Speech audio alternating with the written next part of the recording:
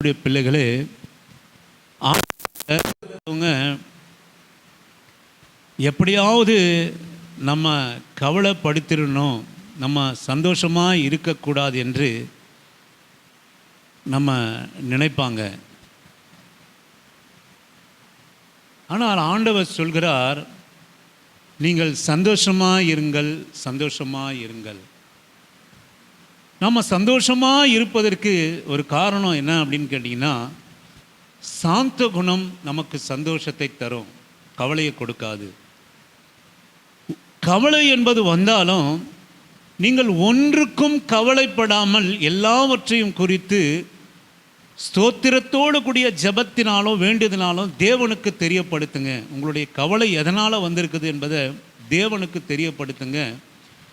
அப்போது எல்லா புத்திக்கும் மேலான தேவ சமாதானம் உங்கள் இருதயங்களையும் உங்கள் சிந்தைகளிலும் கிறிஸ்து இயேசுக்குள்ளாக காத்துக்கொள்ளும். அல்லேலூயா. நம்ம சந்தோஷமாக இருக்கக்கூடாது என்று தான் அநேகர் நம்மளை குறித்து நினைப்பாங்க. ஆனால் நம்ம கவலை இல்லாமல் இருக்கணும் என்று தான் ஆண்டவர் நம்மை விரும்புகிறார். இந்த காரியத்தை நான் சொல்லணுமா கொள்ளக்கூடாதான்னு தெரியல. என்னுடைய கசின் ஒருத்தர் இருந்தா, அவளுக்கு ஒரு திருமணம் நடந்தது. அந்த திருமணம் சரியில்லை, கணவனும் மனைவி உறவு சரியில்லை. அவள் பாவம் ரொம்ப பாரப்பட்டு 2 பெண் பிள்ளைகளை வச்சு பாரப்பட்டு, நம்ம போன போதெல்லாம் ஜெபம் பண்ணிங்க அப்படின்னு சொன்னால், இந்த கடந்த ஒரு 10 நாளுக்கு முன்னாடி இங்கே ஜெபம் இங்கே இன்விடேஷன் கொடுத்துட்டு அந்த திருமணம் ஒன்று நடந்தது. நாங்கள் போயிட்டு வந்தோம் 2 பேருமே. அவள் இங்கே முட்டிட்டு ஜெபம் பண்ணி ஒரு காணிக்கை கொடுத்துட்டு விசுவாசம் என்பது 2மே இருக்குது. ஆண்டவரும் நல்ல தெய்வம், மற்ற அவங்களுடைய காரியத்தையும் அவங்க செய்கிறாங்க. முற்றிலுமாக ஆண்டவர்கிட்ட வந்துட்டாங்கன்னு சொல்ல முடியாது, ஆனால் ஆண்டவர்கிட்ட விசுவாசமாக இருக்கிறாங்க. எதற்காக இதை நான் சொல்ல வரேன்னா, அவங்க கஷ்டத்தை கண்ணீரில் ஒரு சபைக்கு ஏதோ போயிருக்கிறாங்க, உபவாச ஜபத்துக்கெல்லாம் எதிரில் ஒரு பாஸ்டர்கிட்ட. அது நம்ம எப்போதும் வலியுறுத்துவது போல் ஒரு சீட்டு போடுகிற சபை. அங்கே சீட்டு போட்டிருக்காங்க. பாஸ்டர் வற்புறுத்தி போட்டிருக்கார் போல். கடைசியில் அந்த பணத்தை கொடுக்காம பாஸ்டர் ஏமாற்றிருக்காரு. இவங்க ரொம்ப கஷ்டப்பட்டு கண்ணீரோடு கூட வேதனையோடு கூட எப்படியோ சண்டை போட்டு பேசி கீசி அதெல்லாம் போட்டு அதை எப்படியோ வாங்கி கிட்ட வந்துடுச்சு வாங்கணும்னு. ஆனால் அந்த போதகர், வேதத்தை சுமக்கிற போதகர், சீட்டு போட்டு தப்பாக இல்லைன்னு நான் அதை சொல்ல வரல. அவர் பண்ண காரியம் அப்படின்னா, கணவனுக்கும் மனைவிக்கும் ஆகாது என்று அறிந்து அந்த பணத்தை கொடுக்க வேண்டும் என்று காரியம் வந்தபோது, அந்த பணம் நாசமாக போகணும், இந்த பொண்ணுக்கு அது உதவக்கூடாது என்கிற காரணத்துக்காக அதை கொண்டு போய் யார்கிட்ட கொடுத்தார் அப்படின்னா, கணவர்கிட்ட கொடுத்துட்டார். நீ என்ன இப்படி சபிக்கிறியா, நீ என்ன இது பண்ணுறியா, இந்த பணம் உனக்கு உதவாமல் போகட்டும் என்று கணவன்கிட்ட கொடுத்து அந்த பணம் எப்படி போச்சுன்னு கர்த்தர் தான் அறிவார். வேதத்தை சுமக்கிற ஒரு போதகர், நல்லா நிறைய ஆராதனை நடத்துகிறாங்களாம். 2-3 ஆராதனைலாம் நடத்துகிறாங்க அந்த சபையில். நம்ம போதனையும் வேறு மாதிரி இருந்ததுன்னா அது வேறு மாதிரி இருக்கும் சபை. ஆனால் நான் ஒன்றுக்கும் கவலைப்படுவது இல்லை. நம்ம சபைக்காக கொடுத்திருப்பது நிச்சயமாக அது நிலைக்கும். அதற்காக நான் எதை குறித்தும் கவலைப்படுவதில்லை. வரது போகிறதுங்களை குறித்தெல்லாம் நான் கவலைக்குரியதில்லை. எனக்கு நன்றாக தெரியும் எது வரும், எத்தனை வாரங்கள் வரும், எப்படி போகும், அதோட தேவை என்ன, எதற்காக வருகிறது, எத்தனை நாட்களில் அது போகும், எந்த பிரசங்கத்தில் அது போகும் என்பதையும் எனக்கு நல்லா தெரியும். அதனால் அதை குறித்து நான் கவலைப்படுவதில்லை. அப்போது ஒரு போதகர் அந்த குடும்பத்தில் செய்த காரியத்தை பாருங்கள். எப்படியாவது இந்த மகளை கவலைப்படுத்தணும். நீ என்னை எதிர்த்து கேட்டியா, நான் உன்னை கவலைப்படுத்துகிறேன், இன்னும் கவலைப்படுத்துகிறேன் என்றது. அப்போது எப்படியாக எவ்வளோதான் உறவாக இருந்தாலும் என்னதான் இருந்தாலும் நம்ம கவலைப்படணும் என்கிற அநேக கூட்டம் நம்ம பின்னாடி இருக்கிறது. பிசாசானவன் அதை தான் வைத்தான். நிறைவாக இருக்கிற போது குறைவே என்று காட்டினான். சந்தோஷமாக இருக்கிற இடத்துல இல்லை, நீ சந்தோஷம்லாம் ஒன்றும் இல்லை, கவலைப்படுகிற ஏதுவானதை பிசாசானவன் ஏதனில் போட்டான். இன்னைக்கு நான் சொல்லுவேன், நம்ம கவலைப்படாத ஒரு வாழ்க்கை வாழ வேண்டும் என்று விரும்புகிற ஒரே தேவன் நமக்கு ஒருவர் உண்டு. அல்லேலூயா. கவலைப்படாதீங்க, நீங்கள் ஒருபோதும் கவலைப்படாதீங்க. அநேக வேளைகளிலே நம்முடைய சாந்த குணம் நமக்கு கவலையை கொடுக்காதுங்க. நீங்கள் சாந்த குணமாக இருந்து பாருங்கள், அது கவலையை எடுத்துரும்.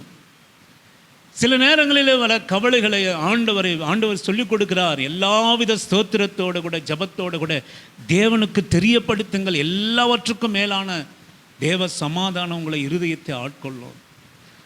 சமாதானம் மாத்திரம் நம்ம இருதயத்தில் வந்துடுச்சுன்னா நம்ம எதை குறித்து நீங்கள் கலங்க மாட்டேங்க. இன்னைக்கு ஏன் நம்மளுக்கு கவலையும் கண்ணீரும் போராட்டமும் இருக்கிறது என்று சொல்லுமானால், சமாதானம் நமக்கு இல்லாமல் இருக்கிறது தான். எந்த ஒரு காரியத்தை குறித்ததானோ நான் சொல்லுவேன், நம்முடைய குறைவை குறித்தும் ஒரு சமாதானம் நமக்கு இருக்கணும். ஆமென், அல்லேலூயா. நிறைவு தான் நமக்கு சமாதானத்தை கொடுக்கும் அல்ல.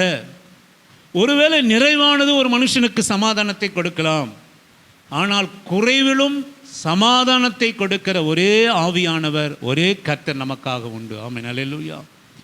குறைவிலும் சமாதானத்துமாக எல்லா எல்லா எல்லா புத்திக்கும் மேலான தேவ சமாதானம் உங்கள் இருதயங்களையும் உங்கள் சிந்தைகளையும் கிறிஸ்து இயேசுக்குள்ளாக காத்துக்கொள்ளும். நாம் கவலைப்படணும் என்பதை ஆண்டவர் ஒரு நாளும் விரும்புவதே இல்லை. அதை மாத்திரம் நீங்கள் தெரிஞ்சிருக்கணும். ஆனால் சத்துரு சாத்தான் பிசாசானவன் எப்போதும் நம்மை கவலையிலே கண்ணீரிலே வைத்திருக்கிறதா அவனுடைய வேலையாக இருக்கிறது. அதை நீங்கள் உணர்ந்து கொள்ளுங்கள். நீங்கள் விழுந்து போகாமல் இருங்க. எல்லா நேரங்களிலும் நான் சந்தோஷமாக இருக்கிற போது, சாந்த குணமாக இருக்கிற போது, ஸ்தோத்திரத்தோடு கூடிய ஜபத்திலே இருக்கிற போது தேவ சமாதானம் நம்மை ஆட்கொள்ளும். அல்லேலூயா. ஜபம் மாத்திரம் அல்ல, நம்முடைய சாந்த குணம், பிரச்சனைகளை அணுகுகிற முறை, சாந்தமாக அணுகுகிற முறை, பிரச்சனைகளை, எதிரிகளை, சத்துருக்களை, அனுகூலமான சூழ்நிலைகளை, அனுகூலமற்ற சூழ்நிலைகளை நாம் சாந்த குணத்தோடு கூட நாம் அணுகுவோமானால் அநேக கவலைகள் நமக்கு இருக்காது. ஏதோ அவசரத்திலே அணுகுகிற காரியம் நிச்சயமாக அது நமக்கு அதிக கவலையை நமக்கு கொண்டு வரக்கூடியதாக இருக்கும். நீங்கள் வாசியுங்கள் 1 பேதுருடைய புஸ்தகம் 5வது அதிகாரம் 6-7 வாசிக்கும்படியாக உங்களை அன்பா நான் கேட்கிறேன். ஆகையால் ஏற்ற காலத்திலே தேவன் உங்களை உயர்த்தும்படிக்கு, தேவன் நம்மை உயர்த்தும்படிக்கு அவருடைய பலத்த கைக்குள் அடங்கி இருங்கள். அவருடைய பலத்த கைக்குள்ளாய் அடங்கி இருங்கள். அவர் உங்களை விசாரிக்கிறவரானபடியால் உங்கள் கவலைகளை எல்லாம் அவர் மேல் வைத்து விடுங்கள். அவர் மேலே வைத்து விடுங்க. ஏற்ற காலத்திலே தேவன் உங்களை உயர்த்தும்படிக்கு பலத்த கைக்குள்ளால் அடங்கிருங்க. அவர் உங்களை விசாரிக்கிறவரானபடியால் உங்கள் கவலைகளை எல்லாம் அவர் மேலே வச்சிருங்க. கவலைகள் எல்லாம் ஆண்டவர் மேலே வைத்து கொள்வதை நம்ம அறிந்திருக்கணும். கர்த்தர் மேலே நம்ம வச்சுக்கொள்ளணும். அவர் மேலே நம்ம கவலைகள் எல்லாம் வைத்து கொள்வது அது ஒரு நாணம், விசேஷித்த நாணம், அது ஒரு விசேஷித்த ஆவி. ஆண்டவர் மேலே கவலைகளை வைக்கிறதுக்கு கற்றுக்கொள்ளணும். அதான் நம்ம அடிக்கடி தியானிப்பது போல், எந்த கஷ்டம் கவலைகள் வந்தாலும் ஸ்தோத்திரத்தோடு கூடிய ஜபத்தினால விண்ணப்பத்தினால கர்த்தர்கிட்ட கொண்டு போய் வச்சிடணும். ஆண்டவர்கிட்ட எதுக்கு இங்கே எழுதப்பட்டிருக்கு, பிலிப்பியரில் அப்படி எழுதப்பட்டிருக்குன்னா, நீங்கள் கவலை சாந்த குணமாக இருங்க, சந்தோஷமாக இருங்க, கவலைப்படாதீங்க. கவலைப்படுகிற வேலையிலே நீங்கள் எல்லா ஒன்றுக்கும் கவலைப்படாமல் எல்லாவித ஸ்தோத்திரத்துக்கும் ஜபத்தோட கர்த்தர்கிட்ட கொண்டு போய் நம்முடைய கவலைகளை எல்லாம் நீங்கள் வைத்து விடுங்கள் என்று ஆண்டவர். இதனால் என்ன நமக்கு தெரியுது அப்படின்னா, நாம் கவலைப்படுவதனால ஒன்றும் நடக்க போகிறது இல்லை. நாம் கவலைப்படக்கூடாது என்பதை ஆண்டவர் விரும்புகிறார் என்பது மாத்திரம் தெரிகிறது. நம்ம ஒரு போதும் கவலைப்படுவதை ஆண்டவர் விரும்புவதே இல்லை.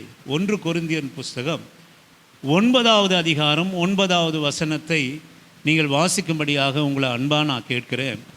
1 கொரிந்தியர் புஸ்தகம் 9:9 வாசிக்கும்படியாக போரடிக்கிற மாட்டை வாய் கட்டாயாக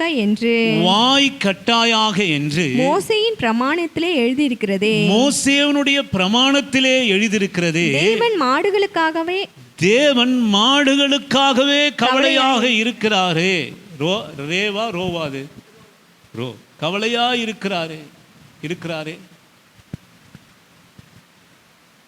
கேள்வி கேட்கிற அவர் மாடுகளை குறித்தே கவலையா இருக்கிறாரே. போரடிக்கிற மாட்டை நீ வாயை கட்டாயாக போய் நிறைந்திருக்குதுங்க. ஆண்டவர் எல்லாவற்றையும் நம்ம கவலைப்படாத அளவுக்கு நம்மை வைத்திருக்கிறார். ஒரு மாடுக்கே அவர் கவலைப்படுறார். போரடிக்கிற அவர் கொடுத்திருக்கிறார். மனுஷன் வாயை கட்டுறான். நீங்க பார்த்துருப்பீங்க, போரடிக்கிற மாடு வாயில ஒரு இது போட்டிருப்பாங்க. ஏன்னா அது எல்லாமே சாப்பிட்ற போதுன்னு. எவ்வளோதான் சாப்பிடும் அது. அதான் ஆண்டவர் பிரமாணத்தில் கட்டளையில் எழுதி வச்சிருக்கிறாருப்பா, போரடிக்கிற மாட்டை வாயை கட்டாத நீ அப்படின்னு. மாட்டுக்கே அவர் கவலையாக இருக்கிறாரு. ஆண்டவருடைய பிள்ளைகளுக்கு, ஆண்டவரை நேசிக்கிற பிள்ளைகளுக்கு, ஆண்டவருடைய பிரமாணங்களை நிறைவேற்ற துடிக்கிற பிள்ளைகளுக்கு நான் சொல்லுவேன், அவர் நம்ம பார்த்து கவலைப்படாத அப்படின்னு சொல்லிட்டு நமக்காக கவலைப்படுகிறவராக அவர் இருக்கிறார். அல்லேலூயா. நமக்காக அவர் கவலைப்படுகிறார். நம்ம ஒவ்வொரு காரியத்திலும் அவர் கவலைப்படுகிறார். அதான் ஆண்டவராக இயேசு கிறிஸ்துவை மறுபடியும் நீங்கள் சிலுவையிலே அறையாதீர்கள். கவலைப்பட்டதுனால தான் குமாரன் வந்தார். ஒவ்வொரு நேரத்திலும் நாம் தீமையை செய்கிற போது மறுபடியும் சிலுவையிலே அறைகிற வண்ணமாக இருக்கும். அவரை கவலைப்படுத்துகிற வண்ணமாக இருக்கும், கஷ்டப்படுத்துகிற வண்ணமாக இருக்கும். சொல்லுவேன், எனக்கு அருமையான கர்த்தருடைய பிள்ளையே, நான் உங்களுக்காக நான் கவலைப்படுகிறேன். உங்கள் கவலைகளை எல்லாம் என் மேலே வச்சுருங்க. போரடிக்கிற மாட்டை வாயை கட்டாதே. எவ்வளோ இந்த நியாயப்பிரமாணங்கள் எல்லாம் பார்த்தீங்கன்னா மிகவும் அருமையானதாக இருக்கும்.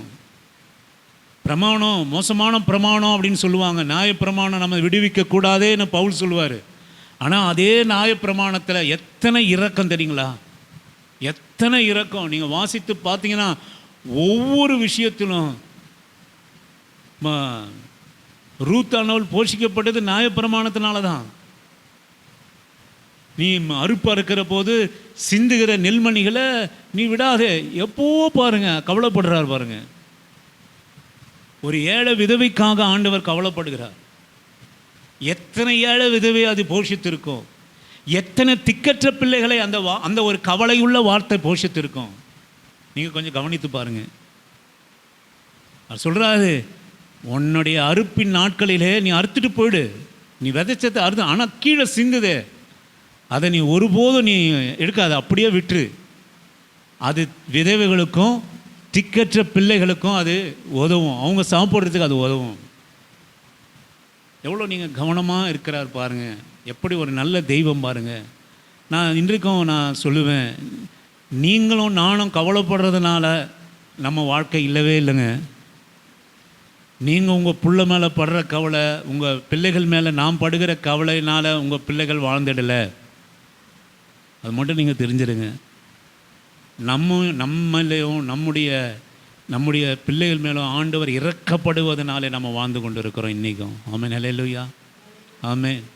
நம்ம ஜீவனோடு கூட நாம் வாழ்ந்து கொண்டு இருப்பது நானும் நீங்களும் நம்ம பிள்ளைகள் மேலே கவலைப்படுறதுனால இல்லை. நிஜமாகவே கர்த்தர் நம்ம மேலே கவலைப்பட்டு நம் பிள்ளைகள் மேலே கவலைப்படுகிறார்.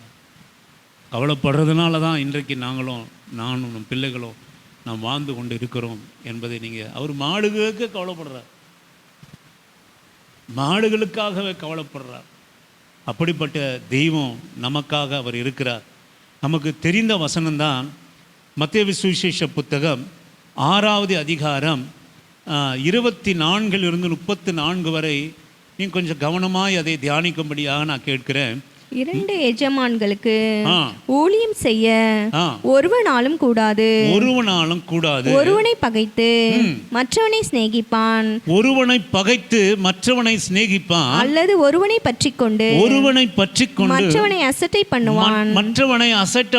தேவனுக்கும் உலக பொருளுக்கும் ஊழியம் செய்ய உங்களால் கூடாது. ஆண்டவர் என்ன சொல்றார் தெரியுங்களா? உங்க கவலையே உலக பொருள்னால தான்றாருங்க. நம்முடைய கவலையே உலகத்தை குறித்து தான். நம்முடைய கவலை எல்லாம் எது? நீங்கள் உண்மையிலேயே சொல்லுங்கள், நம்மளுடைய கவலை எல்லாம் எது சொல்லுங்கள்? முழுவதும் உலகத்துக்காக தான். ஒரு நாளாவது நீங்கள் நிரந்தரமாக இருக்கக்கூடிய இடத்தை குறித்து நீங்கள் கவலைப்பட்டிருக்கீங்களா? எது நிரந்தரமாக இருக்கக்கூடிய இடம்? பரலோகம். நல்ல சோத்திரம், நல்லா ஓரளவு தெரிஞ்சுக்கிட்டீங்க. எது டெம்பரவரியான இடம்? ஆனால் எதுக்காக நீங்கள் உண்மை இப்போ சொல்லுங்களேன், வாய் திறந்து, எதுக்காக நீங்கள் உண்மையாக நீங்களும் நானும் கவலைப்படுறோம்? இதை குறித்து தானே. கொஞ்சமாவது கவலை இருக்கா? கொஞ்சமாவது பரலோகத்தை குறித்ததான கவலை இருக்குதா? செய்கிற காரியங்கள் இல்லை. அதான் ஆண்டவர் சொல்கிறாரு, உலக பொருளுக்கும் ஊழியம் செய்யக்கூடாது. 2 எஜமானுக்கு ஊழியம் செய்யக்கூடிய முடியவே முடியாது. ஏன் உங்களை கவலை அதிகமாக ஆட்கொள்ளுதுன்னா, நீங்கள் இந்த டூரிஸ்ட் பிளேஸுக்கு தான் ரொம்ப கவலைப்படுறோம். பிசாசு இந்த டூரிஸ்ட் பிளேஸில் தான் நம்ம டூர் வந்திருக்கிறோம், அவ்வளோதான். பரதேசியாக தங்கியிருக்கிறோம், பரதேசியாக நம்ம தங்கியிருக்கிறோம். நம்ம நினைக்கிறோம் நம்ம பிள்ளைகளுக்கு ஏதாவது சேர்த்து வச்சிடணும், நல்லா சேர்த்து வச்சிடணும். நீங்களும் நான் சொல்லுவேன், நான்லாம் வளர்ந்தது எனக்கெல்லாம் ஒன்றுமே இல்லை.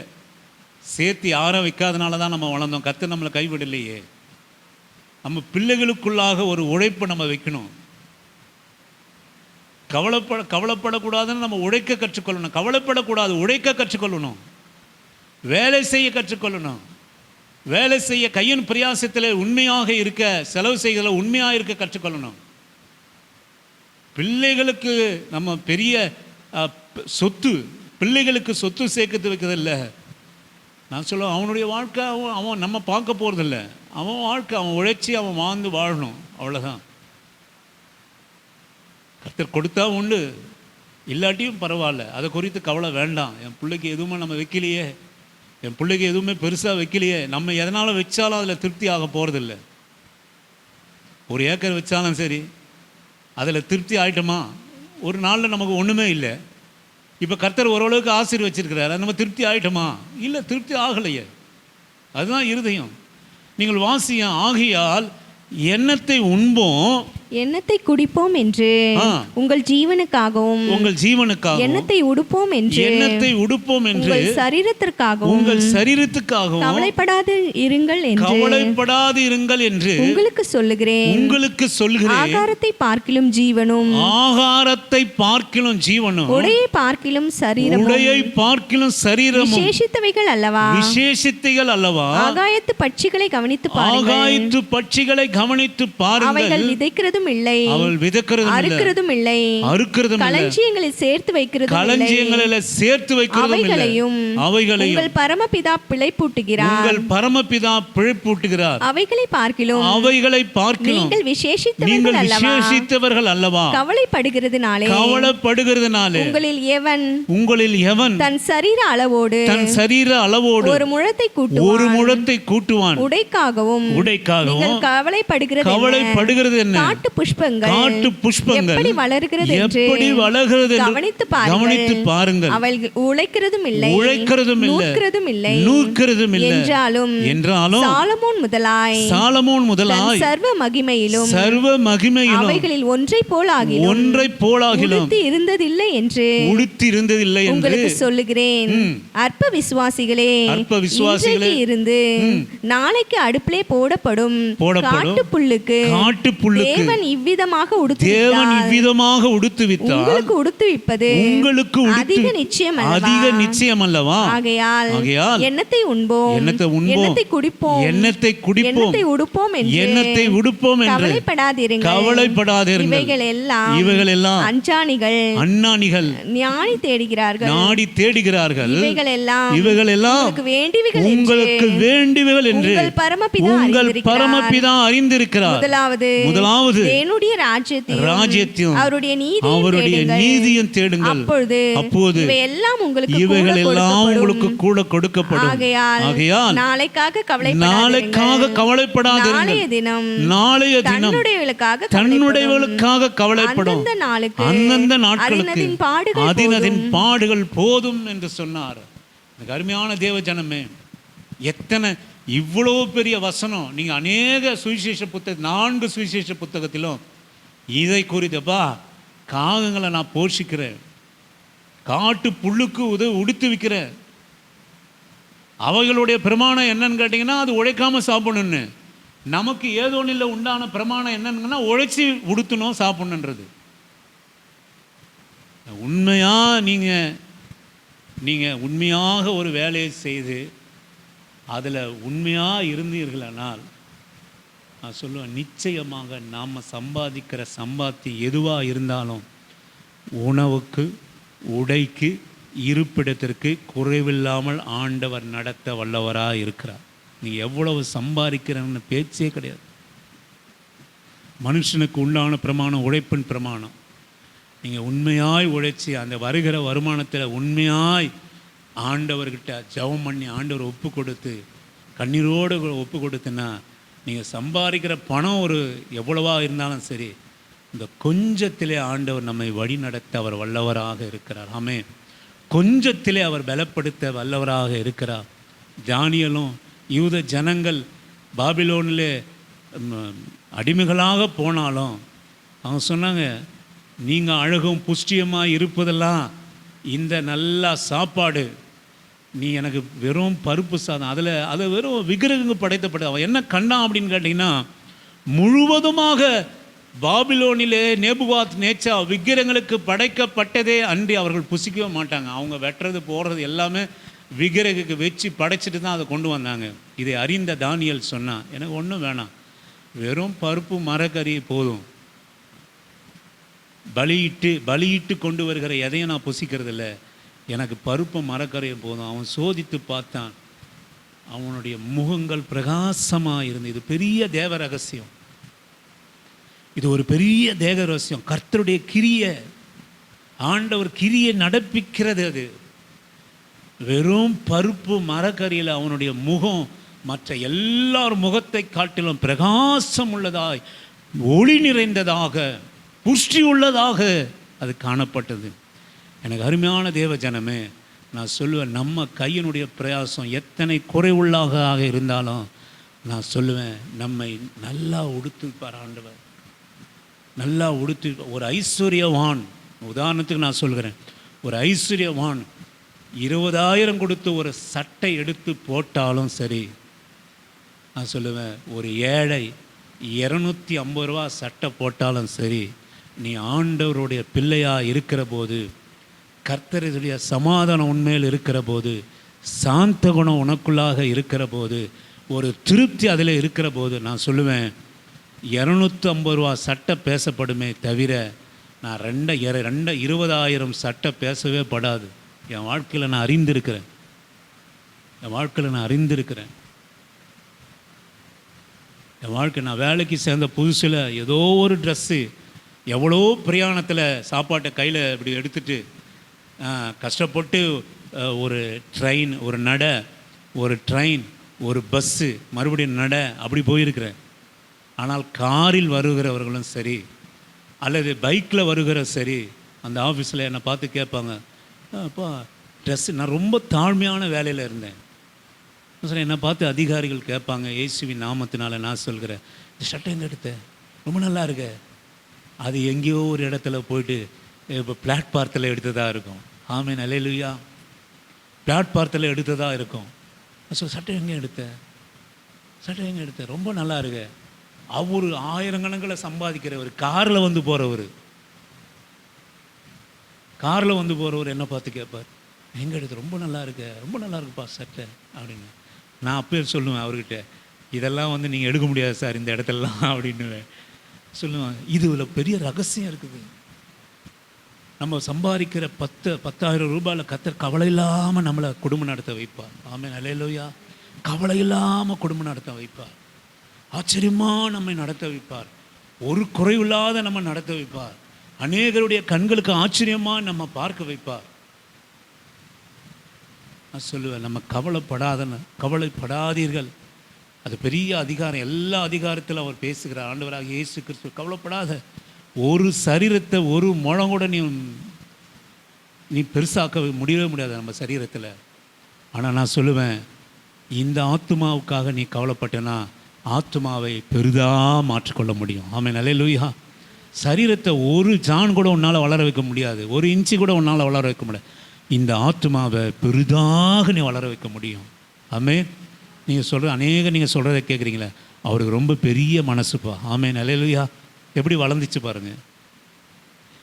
அந்த மனுஷனுக்கு பெரிய மனசுப்பா. அவன் சம்பாதிக்கிறது கொஞ்சம் தான், ஆனால் மனசு பெருசு. அப்படி சொல்கிறாங்களே, எவ்வளோ பேர் சொல்கிறாங்க. ஆத்மா மற்றவர்களுக்கு முன்பாக வளரும், சரீரம் வளரவே வளராது. இந்த சரீரத்துக்கு தானே கவலைப்படுறோம், இந்த சரீரத்துக்கு தானே போராடுறோம். ஆண்டவர் சொல்கிறாரு, நீ கவலைப்படுறதுனால உன் சரீரத்தில் ஒரு இன்ச்சு கூட உன்னால் வளர வைக்க முடியாது. ஆனால் ஆத்மாவுக்காக நீ படுகிற கவலையினால் அது பெரிதாக வளர்ந்து கொண்டே இருக்கும். ஒவ்வொரு நாளும் நாம் இந்த ஆத்மாவுக்கு நீ தேவனுடைய ராஜ்யத்தின் நீதியும் தேடுங்கள், உங்களுக்கு அதிகமாக கொடுக்கப்படும், அதிகமாக கொடுக்கப்படும்.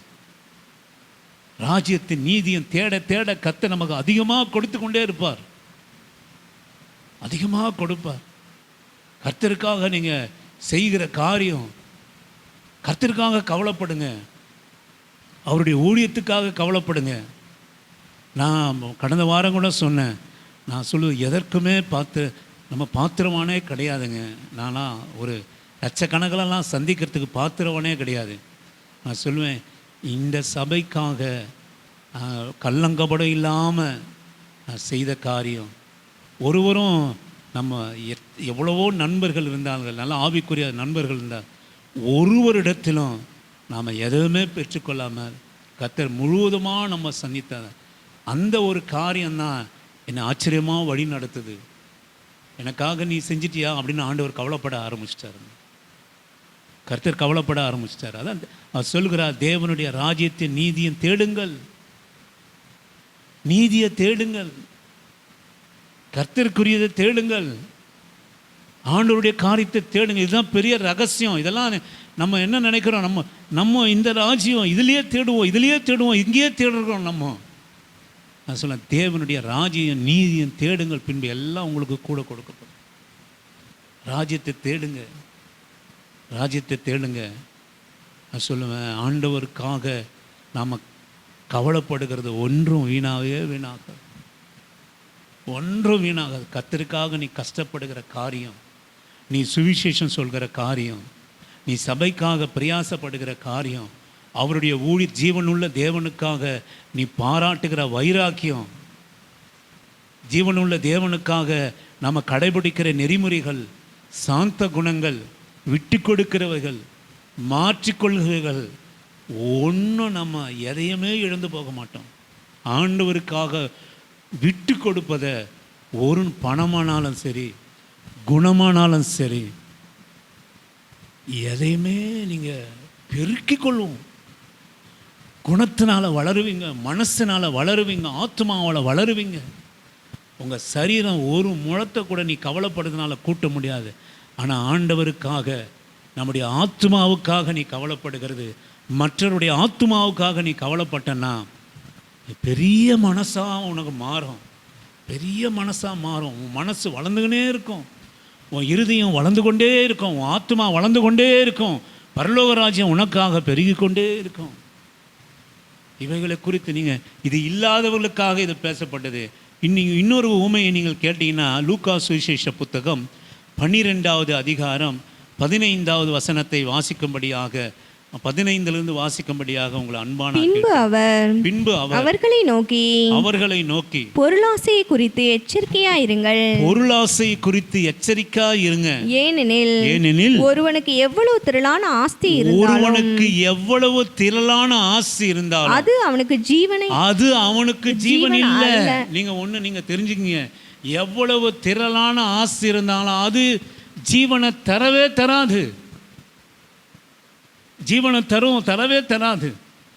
இன்னைக்கு எனக்கு இந்த 2 அடுக்கு வீடு இருக்கு, சபை இருக்கு, இது எனக்கு ஜீவனை தருமா? பின்னாடி ஒரு சின்ன இடம் இருக்கு, அதுலேருந்து சரீரத்துக்காக எதனா எடுத்து புசிக்கிறோம், அது ஜீவனா? இல்லவே இல்லை. நீங்கள் எத்தனை வசதி உள்ளவர்களாக இருந்தாலும் சரி, இல்லாதவர்களாக இருந்தாலும் சரி, அது நமக்கு ஜீவனே இல்லை. அதை மாத்திரம் நீங்கள் தெரிந்து கொள்ளுங்க. ஜீவனே இல்லை. நீங்கள் நினைக்கிற நம்ம சேர்த்து வச்சுட்டு நம்ம எல்லாம் பண்ணி வச்சுட்டோம், அதுதான் நமக்கு ஜீவனாக்கும். அங்கே ஜீவன் இல்லை. நான் சாப்பாடுகிற சாப்பாட்டில் ஜீவன் இல்லை. உங்களுக்கு தெரியுமா? நம்ம நினைக்கிறோம் நல்லா சாப்பிட்டு அப்பா அதில் தான் ஜீவன் இருக்குதாக்கும். உண்மையான ஜீவன் அதில் இல்லை, சாப்பாட்டில் இல்லை. நல்லா சாப்பிட்டா நல்லா பலனாக இருப்போம், ஜீவனாக இருப்போம். எத்தனை நாள்? நல்லா பார்த்து பார்த்து சாப்பிட்றதுனால ஒரு 5 வருஷம் ஜீவனாக இருப்போமா எக்ஸ்ட்ரா? இல்லை 10 வருஷம் பார்த்து பார்த்து. நான் மாதத்தில் 2 நாள் கறி சாப்பிடுவேன், 2 நாள் மீன் சாப்பிடணும், காய்கறி சாப்பிடணும், அது சாப்பிடணும். எவ்வளோ காலம்? 5 வருஷம் எக்ஸ்ட்ரா, 10 வருஷம். அதுக்கப்புறம் அது அப்போ நமக்கு ஜீவன் இல்லை. நீங்கள் தவறாக நினைக்காதீங்க. வசதி இருக்குமானால் வயிற்றுக்காக நீங்கள் எதை வேணால் சாப்பிடுங்க, தப்பே இல்லை. ஆனால் கடன் வாங்கி சாப்பிடாதீங்க, கடன் இருக்க சொல்ல சாப்பிடாதீங்க. இதுதான் நான் சொல்லுவேன். கடன் வாங்கியும் சாப்பிடாதீங்க. ஒருவேளை உங்களுக்கு கடன் இருக்குமானால் இஷ்டத்துக்கும் சாப்பிடாதீங்க. எதுவுமே இல்லை, இது ஆண்டவர் எக்ஸ்ட்ரா கொடுத்தார், நல்லா சாப்பிடுங்க, வேண்டான்னு சொல்ல. பணம் நிறைய இருக்கா, சிக்கன் வேண்டாம். நிறைய கொஞ்சம் பணம் இருந்துச்சுன்னா திடீர்னு நிறைய பேருக்கு வயிற்றில் சூடு வந்துடும். அது வரைக்கும் சாப்பிடுவாங்க, வருஷமாக 20 வருஷமாக சிக்கன் தான் சாப்பிட்டு வளர்ந்துருப்பாங்க. கொஞ்சம் எக்ஸ்ட்ரா பணம் வந்தால் என்ன ஆகும்? எனக்கு ஒரே சூடாக இருக்குது, மட்டன் வாங்க பாருங்கள், தாராளமாக வாங்கி சாப்பிடுங்க. எக்ஸ்ட்ரா பணம் இருக்குல்ல, தாராளமாக சாப்பிடுங்க, தப்பே கிடையாது. ஆனால் கடன் இருக்க சொல்ல, கடன் வாங்கி ஒருபோதும் நீங்கள் ஒருவேளை பட்டினியே இருங்க, கடன் வாங்கி சாப்பிட்ற வேலை வேணாம். குறைச்சி சாப்பிடுங்க. ஏன்னா நல்லா 1 கிலோ அரிசி 30 ரூபா வேண்டாம். கடன் இருக்கிற வரைக்கும் ரேஷன் அரிசி உடம்புக்கு ஒத்துக்கும். தானியல், பருப்பு. ஏன்னா உங்கள் ஜீவன் இருக்குது உங்கள் கையில் இல்லை, கர்த்தர்கிட்ட இருக்குது. அவர் பார்க்குறார், உண்மையை பார்க்குறார். என் மகன் நேர்மையான காரியத்துக்கு கடன் வாங்கிட்டான், அதை உண்மையாக கொடுக்கணும்னு முயற்சி பண்ணுறான், அதனால் ரேஷன் அரிசிக்கு வந்துட்டான். நிச்சயமாக நான் சொல்லுவேன், நீங்கள் நல்லா பிரியாணி அரிசி சாப்பிட்றவங்களையும் பாருங்கள், அந்த சமயத்துக்கு அந்த காரணத்துக்காக ரேஷன் அரிசி சாப்பிட்ற உங்களையும் பாருங்கள். நீங்கள் தான் நோய் இல்லாமல் நல்லா இருப்பீங்க. ஆமென், அல்லேலூயா. இது கர்த்தருடைய நீதி, நான் சொல்கிறது இல்லை, நீதி, ஆண்டவருடைய நீதி, ஆண்டவருடைய நீதி. அல்லேலூயா, ஆண்டவருடைய நீதி. நல்லா சாப்பிடுங்க, நல்லா உடுத்துங்க. கர்த்தர் கொடுக்குறாரா, நல்லா உடுத்துங்க. ஆனால் நான் சொல்லுவேன், நாம் சுவிசேஷத்துக்கு கடன் பட்டவங்க. இல்லை எனக்கு கடனே இல்லைங்க. நீங்கள் நினைக்கலாம் கடனே இல்லை, கடன்லாம் கொடுத்துட்டேன், கடன் வாங்கிய சாப்பிடல, இப்போ நானும் என் பிள்ளைங்களை நல்லா சாப்பிட போகிறான். நீங்கள் கடன் பட்டவங்க. யாருக்கு? சுவிசேஷம் என்மேல் விழுந்த கடமையாக இருக்கிறது. அப்போது நம்மளாம் கடனாளியா இல்லையா? ஆண்டவருக்கு சாகிற வரைக்கும் நீங்களும் நானும் கடனாளி. உங்கள் வீட்லேயும் பக்கத்து வீட்லேயும் நம்ம ஊர்லேயும் இயேசுவை அறியாத ஆட்கள் இருக்கிற வரைக்கும் நீங்களும் நானும் கடனாளி தான். ஆமென். இந்த சுவிசேஷத்துக்கு கடனாளி, நற்கிரியைகளுக்கு கடனாளி, நல்ல கிரியைகளுக்கு கடனாளி, நல்ல கிரியைகளுக்கு கடனாளி. நான் ஆசீர்வதிக்கப்படுகிற போது நம்மால் ஆன நற்கிரியைகளையும் உதவிகளையும் செய்கிறதுக்கு நான் கடனாளி. நீங்கள் உடனே நினச்சிட்டீங்க நான் கடன்லாம் தீர்ந்த பிறகு நல்லா தின்னலாமாக்கும், நல்லா உடுத்தலாமாக்கும். தாராளமாக செய்யுங்க. இன்னொரு கடனும் இருக்குது, கர்த்தருக்கான கடன், சுவிசேஷத்திற்கான கடன், நற்கிரியைகளுக்கான கடன். நான் சொல்லுவேன், எனக்கு 2 பிள்ளைகள் இருக்கிறாங்க, இவர்களுக்கு நான் செய்வது எனக்கு ஜீவனாக மாறாது. ஆமென், மாறாது. நான் பெற்றதுனால, என்னுடைய பாசத்தினால இது எனக்கு நான் கொடுக்குறேன், அது தவறு இல்லை. நான் உடுத்துறேன், அது தவறு இல்லை. அதுக்கு தான் ஆண்டவர் நமக்கு பிள்ளைகளை கொடுத்தார், அது தவறு இல்லை. நான் தவறுன்னு சொல்ல வரல. ஆனால் என் பிள்ளைகளுக்கு நான் கவலைப்பட்டு நான் நடத்துவதை காட்டிலும் அது எனக்கு ஜீவனாக மாறாது, அது எனக்கு கடமை. ஆனால் எது எனக்கு உங்களுக்கும் ஜீவனாக மாறுது என்று சொல்லுவோமானால், நாம் இல்லாத பிள்ளைகளுக்கு செய்வது, உண்மையிலேயே வசதி இல்லாதவர்களுக்கு, சாப்பாடு இல்லாதவர்களுக்கு, உடை இல்லாதவர்களுக்கு நாம் கரிசனையோடு கூட பார்ப்பது, நாம் மிகுதியாகிற போது, நான் திருப்தி அடைகிற போது, நாம் மிகுதியாகிற போது அடுத்தவர்களையும் நம்ம நினைக்கணுங்க. அடுத்தவர்களுக்காக நம்ம வாழணும், அது நம்முடைய கடமை. அப்போ என் பிள்ளைகளுக்கு நான் செய்கிறது எனக்கு ஜீவனாகாது, அது கடமை. அடுத்தவருடைய பிள்ளைகளுக்கு நான் செய்கிறது தான் எனக்கு ஜீவனாக மாறும். அல்லேலூயா. புரிந்து கொள்ளுங்க, இதுதான் வசனம், இதுதான் உண்மை. என் பிள்ளைகளுக்கு நான் செய்கிறது எனக்கு கடமை. அடுத்த பிள்ளைகளை நான் நினைப்பது, அடுத்த பிள்ளைகளுக்காக நான் ஜெபம் பண்ணுவது, என் பிள்ளைகளுக்காக நான் நல்லா இருக்கணும் ஜெபம் பண்ணுறது என்னுடைய கடமை. அடுத்தவருடைய பிள்ளைகளுக்காக கண்ணீரோடு கூட நான் ஜெபித்து அவர்களுக்காக நன்மையை நினைப்பது ஜீவன். ஜீவன் அதுதான் நமக்கு ஜீவனாக மாறப்போகுது. அதுதான் நமக்கு ஜீவனா, கடமைக்கு ஜீவன் அல்ல. நான் சொல்லுவேன், எது ஜீவன்னா நற்கிரிகளுக்கும் நாம் செய்கிற நல்ல காரியங்கள், தேவனுடைய ராஜ்யத்தின் நீதியும் தேடுகிறதா ஜீவன். அவன் எல்லாம் சேர்த்து வச்சான். நீங்கள் அது வாசிங்க, கொஞ்சம் வாசிங்க, அடுத்த வசனங்களை வாசிக்க முடியும். அல்லாமலும் ஒரு ஊமையை அவர்களுக்கு சொன்னார். ஒரு ஊமையை அவர்களுக்கு சொன்னார். ஐஸ்வர்யம் உள்ள ஒருவனுடைய நிலம் நன்றாய் விளைந்தது. அப்பொழுது அவன், நான் என்ன செய்வேன்? தானியங்களை சேர்த்து வைக்கிறதற்கு இடமில்லை. என்ன செய்வேன்? நான் என்ன செய்வேன்? அவனை அப்படி வந்துடுச்சு. என்ன, நான் என்னதான் செய்வேன்? இப்போ அளவா கொஞ்சமா இருந்ததுன்னா அவன் என்ன நினைச்சிருப்பான்? என்ன செஞ்சிருப்பான்? சமைச்சு சாப்பிட்டுருப்பான், உடுத்தி பார்த்துருப்பான். இப்போ அளவுக்கு மிகுத நான் என்ன செய்வேன்? அவனுக்கு என்ன செய்யறதுன்னு தெரியல. நான் சொல்லுவேன், நம்ம கருத்தில் கூட என்ன செய்வேன்னு தெரியாத அநேக ஆசீர்வாதங்கள் இருக்கும். உங்களுக்கு நம்ம மனசாட்சிக்கு தெரியும் என்ன செய்வேன், என்ன செய்வேன். நான் உண்மையாக நான் சொல்லுவேன், என் வாழ்க்கையில் நான் என்ன செய்வேன்? ஆண்டவரே என்னை ஆசீர்வதிச்சிட்டிங்க, நான் பெரிய அனில் அம்பானி எனக்கு ஆசீர்வாதம் பெருசாக அப்படிலாம் வந்து கோடி கோடியாக, ஆமாம், லட்ச லட்சமாலாம் ஒன்றுமே இல்லை. சாப்பாடும் உடையும் திருப்தியாக கிடைச்ச போது நான் நினச்சேன், நான் என்ன செய்வேன் ஆண்டவரே இந்த பணத்தை வச்சுக்கிட்டு. அதனால தான் நம்ம இதெல்லாம் செஞ்சுட்டு இருக்கிறோம். நம்மளால் முடிஞ்சதை நம்ம செஞ்சுட்டு இருக்கிறோம். ஒருவரையும் புறம்பை நம்ம தள்ளுவதில்லை, அன்போடு அரவணைச்சு நம்ம வசனத்தை தான் பேசுகிறோம். எந்த தவறான வார்த்தையும் பேசுறதில்லை. அவருடைய வாழ்க்கை அடிக்கடி சொல்லுவேன், ஒருத்தர் உள்ளே வருகிற போதே ஆண்டவருடைய வார்த்தை. ஏன் அப்படின்னா, அவர்களுக்கு நம்ம ஜபிக்கிற போது அவர்களை குறித்த வெளிப்பாடு ஆண்டவர் கொடுப்பார். இவர்களுக்கு இப்படி இருந்தால் நல்லா இருக்கும், இவர்கள் இப்படி இருந்தால் இந்த சூழ்நிலையிலிருந்து வந்துடலாம். அப்போது அவர்களுக்காகவே ஆண்டவர் பேசுகிறார். அந்த குறிப்பான வார்த்தை அவர்களுக்காக வருகிற போது அவர்கள் அதில் நிலை நிற்பது இல்லை. ஆனால் நிலை நிறுத்தார்கள் என்று சொல்லுவோமானால் அவர்களுடைய அக்கிரம வாழ்க்கை, தரித்திர வாழ்க்கை, மோசமான வாழ்க்கை, மரணத்துக்கு ஏதுவான வாழ்க்கை மாறி ஜீவனுக்கு ஏதுவான வாழ்க்கை மாறும். ஆனால் இங்கே அநேக வருகிறவர்கள், நான் சொல்லுவேன், வேறு எதையோ எதிர்பார்க்கிறபடினாலே நான் சொல்லுவேன், அநேகருக்கு இந்த சத்தியம் இடரலாக இருக்கிறது. ஆமென், இடரலாக இருக்கிறது. நம்ம ஏதாவது நான் என்ன செய்வேன், நான் என்ன செய்வேன் என்று நான் நினைச்ச போது தான் இந்த சபை நமக்கு உருவானது. அல்லேலூயா. இந்த சபை நமக்கு உருவானது. நான் என்ன செய்வேன்? எனக்கு மிகுதியாக இருக்குது, என்னால் முடியும். ஒரு கடன் வாங்கினாலும் அதை கட்டிவிட என்னால் முடியும், நான் என்ன செய்வேன்? அப்படி நினைச்சதுனால தான் நம்மை கூடி ஆராதிக்கிற சபை ஒன்று உருவானது. நம்ம அப்படி நினைக்கணும், நான் என்ன செய்வேன்.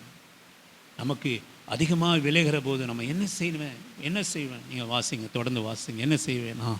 நான் ஒன்று செய்வேன், என் களஞ்சியங்களை இடித்து பெரிதாக கட்டி எனக்கு விளைந்த தானியத்தை என் பொருளையும் அங்கே சேர்த்து வைத்து பின்பு, ஆத்துமாவே, உனக்காக அநேக வருஷங்களுக்கு அநேக பொருள்கள் சேர்த்து வைக்கப்பட்டிருக்கிறது.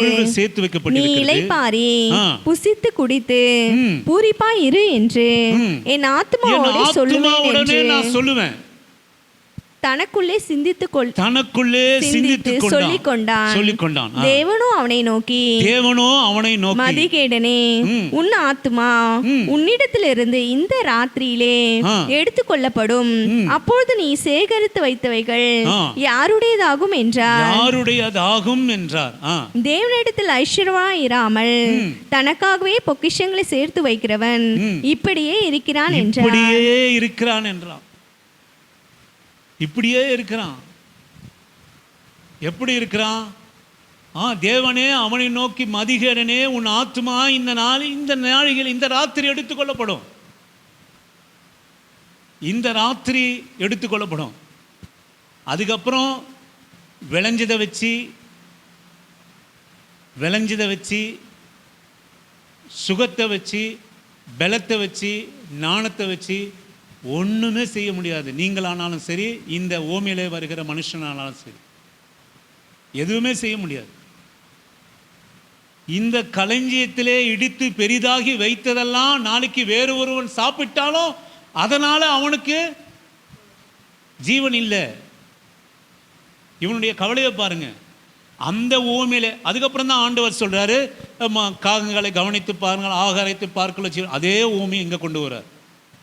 அங்கே ஒரு ஏழைக்கு சொல்லப்பட்டது, நீ ஏன் கவலைப்படுற, நீ கவலைப்படாத, ஆகாத்த பட்சிகளை பார், எல்லாத்துக்கும் நான் உடுத்து வைக்கிறேன், நீ ஏன் கவலைப்படுற அப்படின்னு ஆண்டவர் சொன்னார்.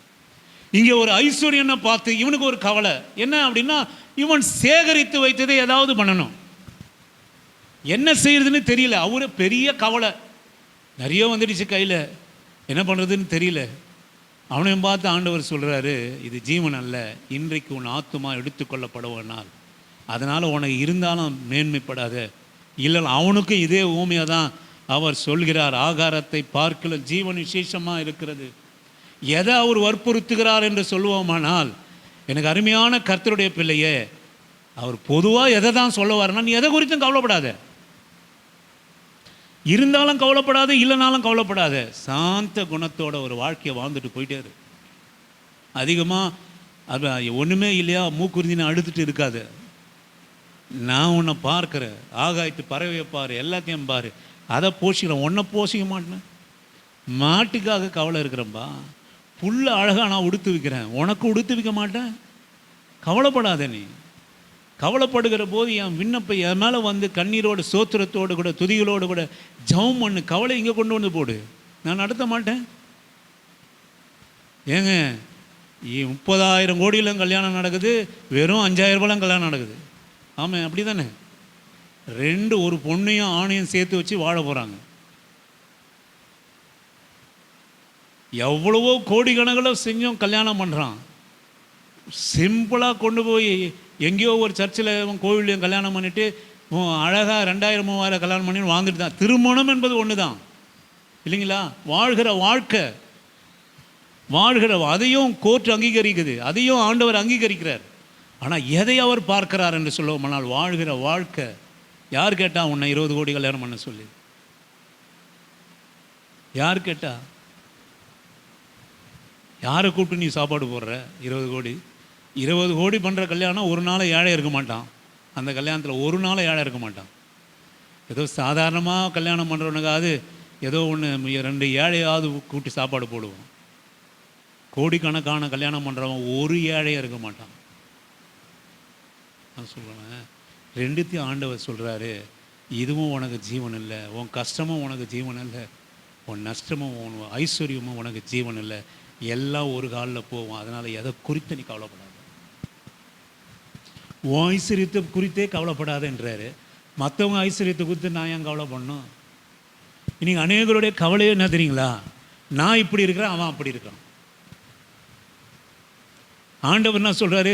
நீ கஷ்டமாக இருந்தாலும் கவலைப்படாது, நீ ஐஸ்வர்யனாக இருந்தாலும் கவலைப்படாது என்றார். இது ஓரளவுக்கு நியாயமான, இந்த கவலையை கூட நம்ம ஏற்றுக்கொள்ளலாம். எனக்கு கஷ்டமாக இருக்குது ஆண்டவரே அப்படின்னு ஜபத்தோடு கண்ணீரோடு கூட வர இதை ஏற்றுக்கொள்ளலாம். ஒரு மிகுதியாக இருக்குது, என்ன பண்ணுறது தெரியல, சரி போயிட்டு போ, அதை ஏற்றுக்கொள்ளலாம்.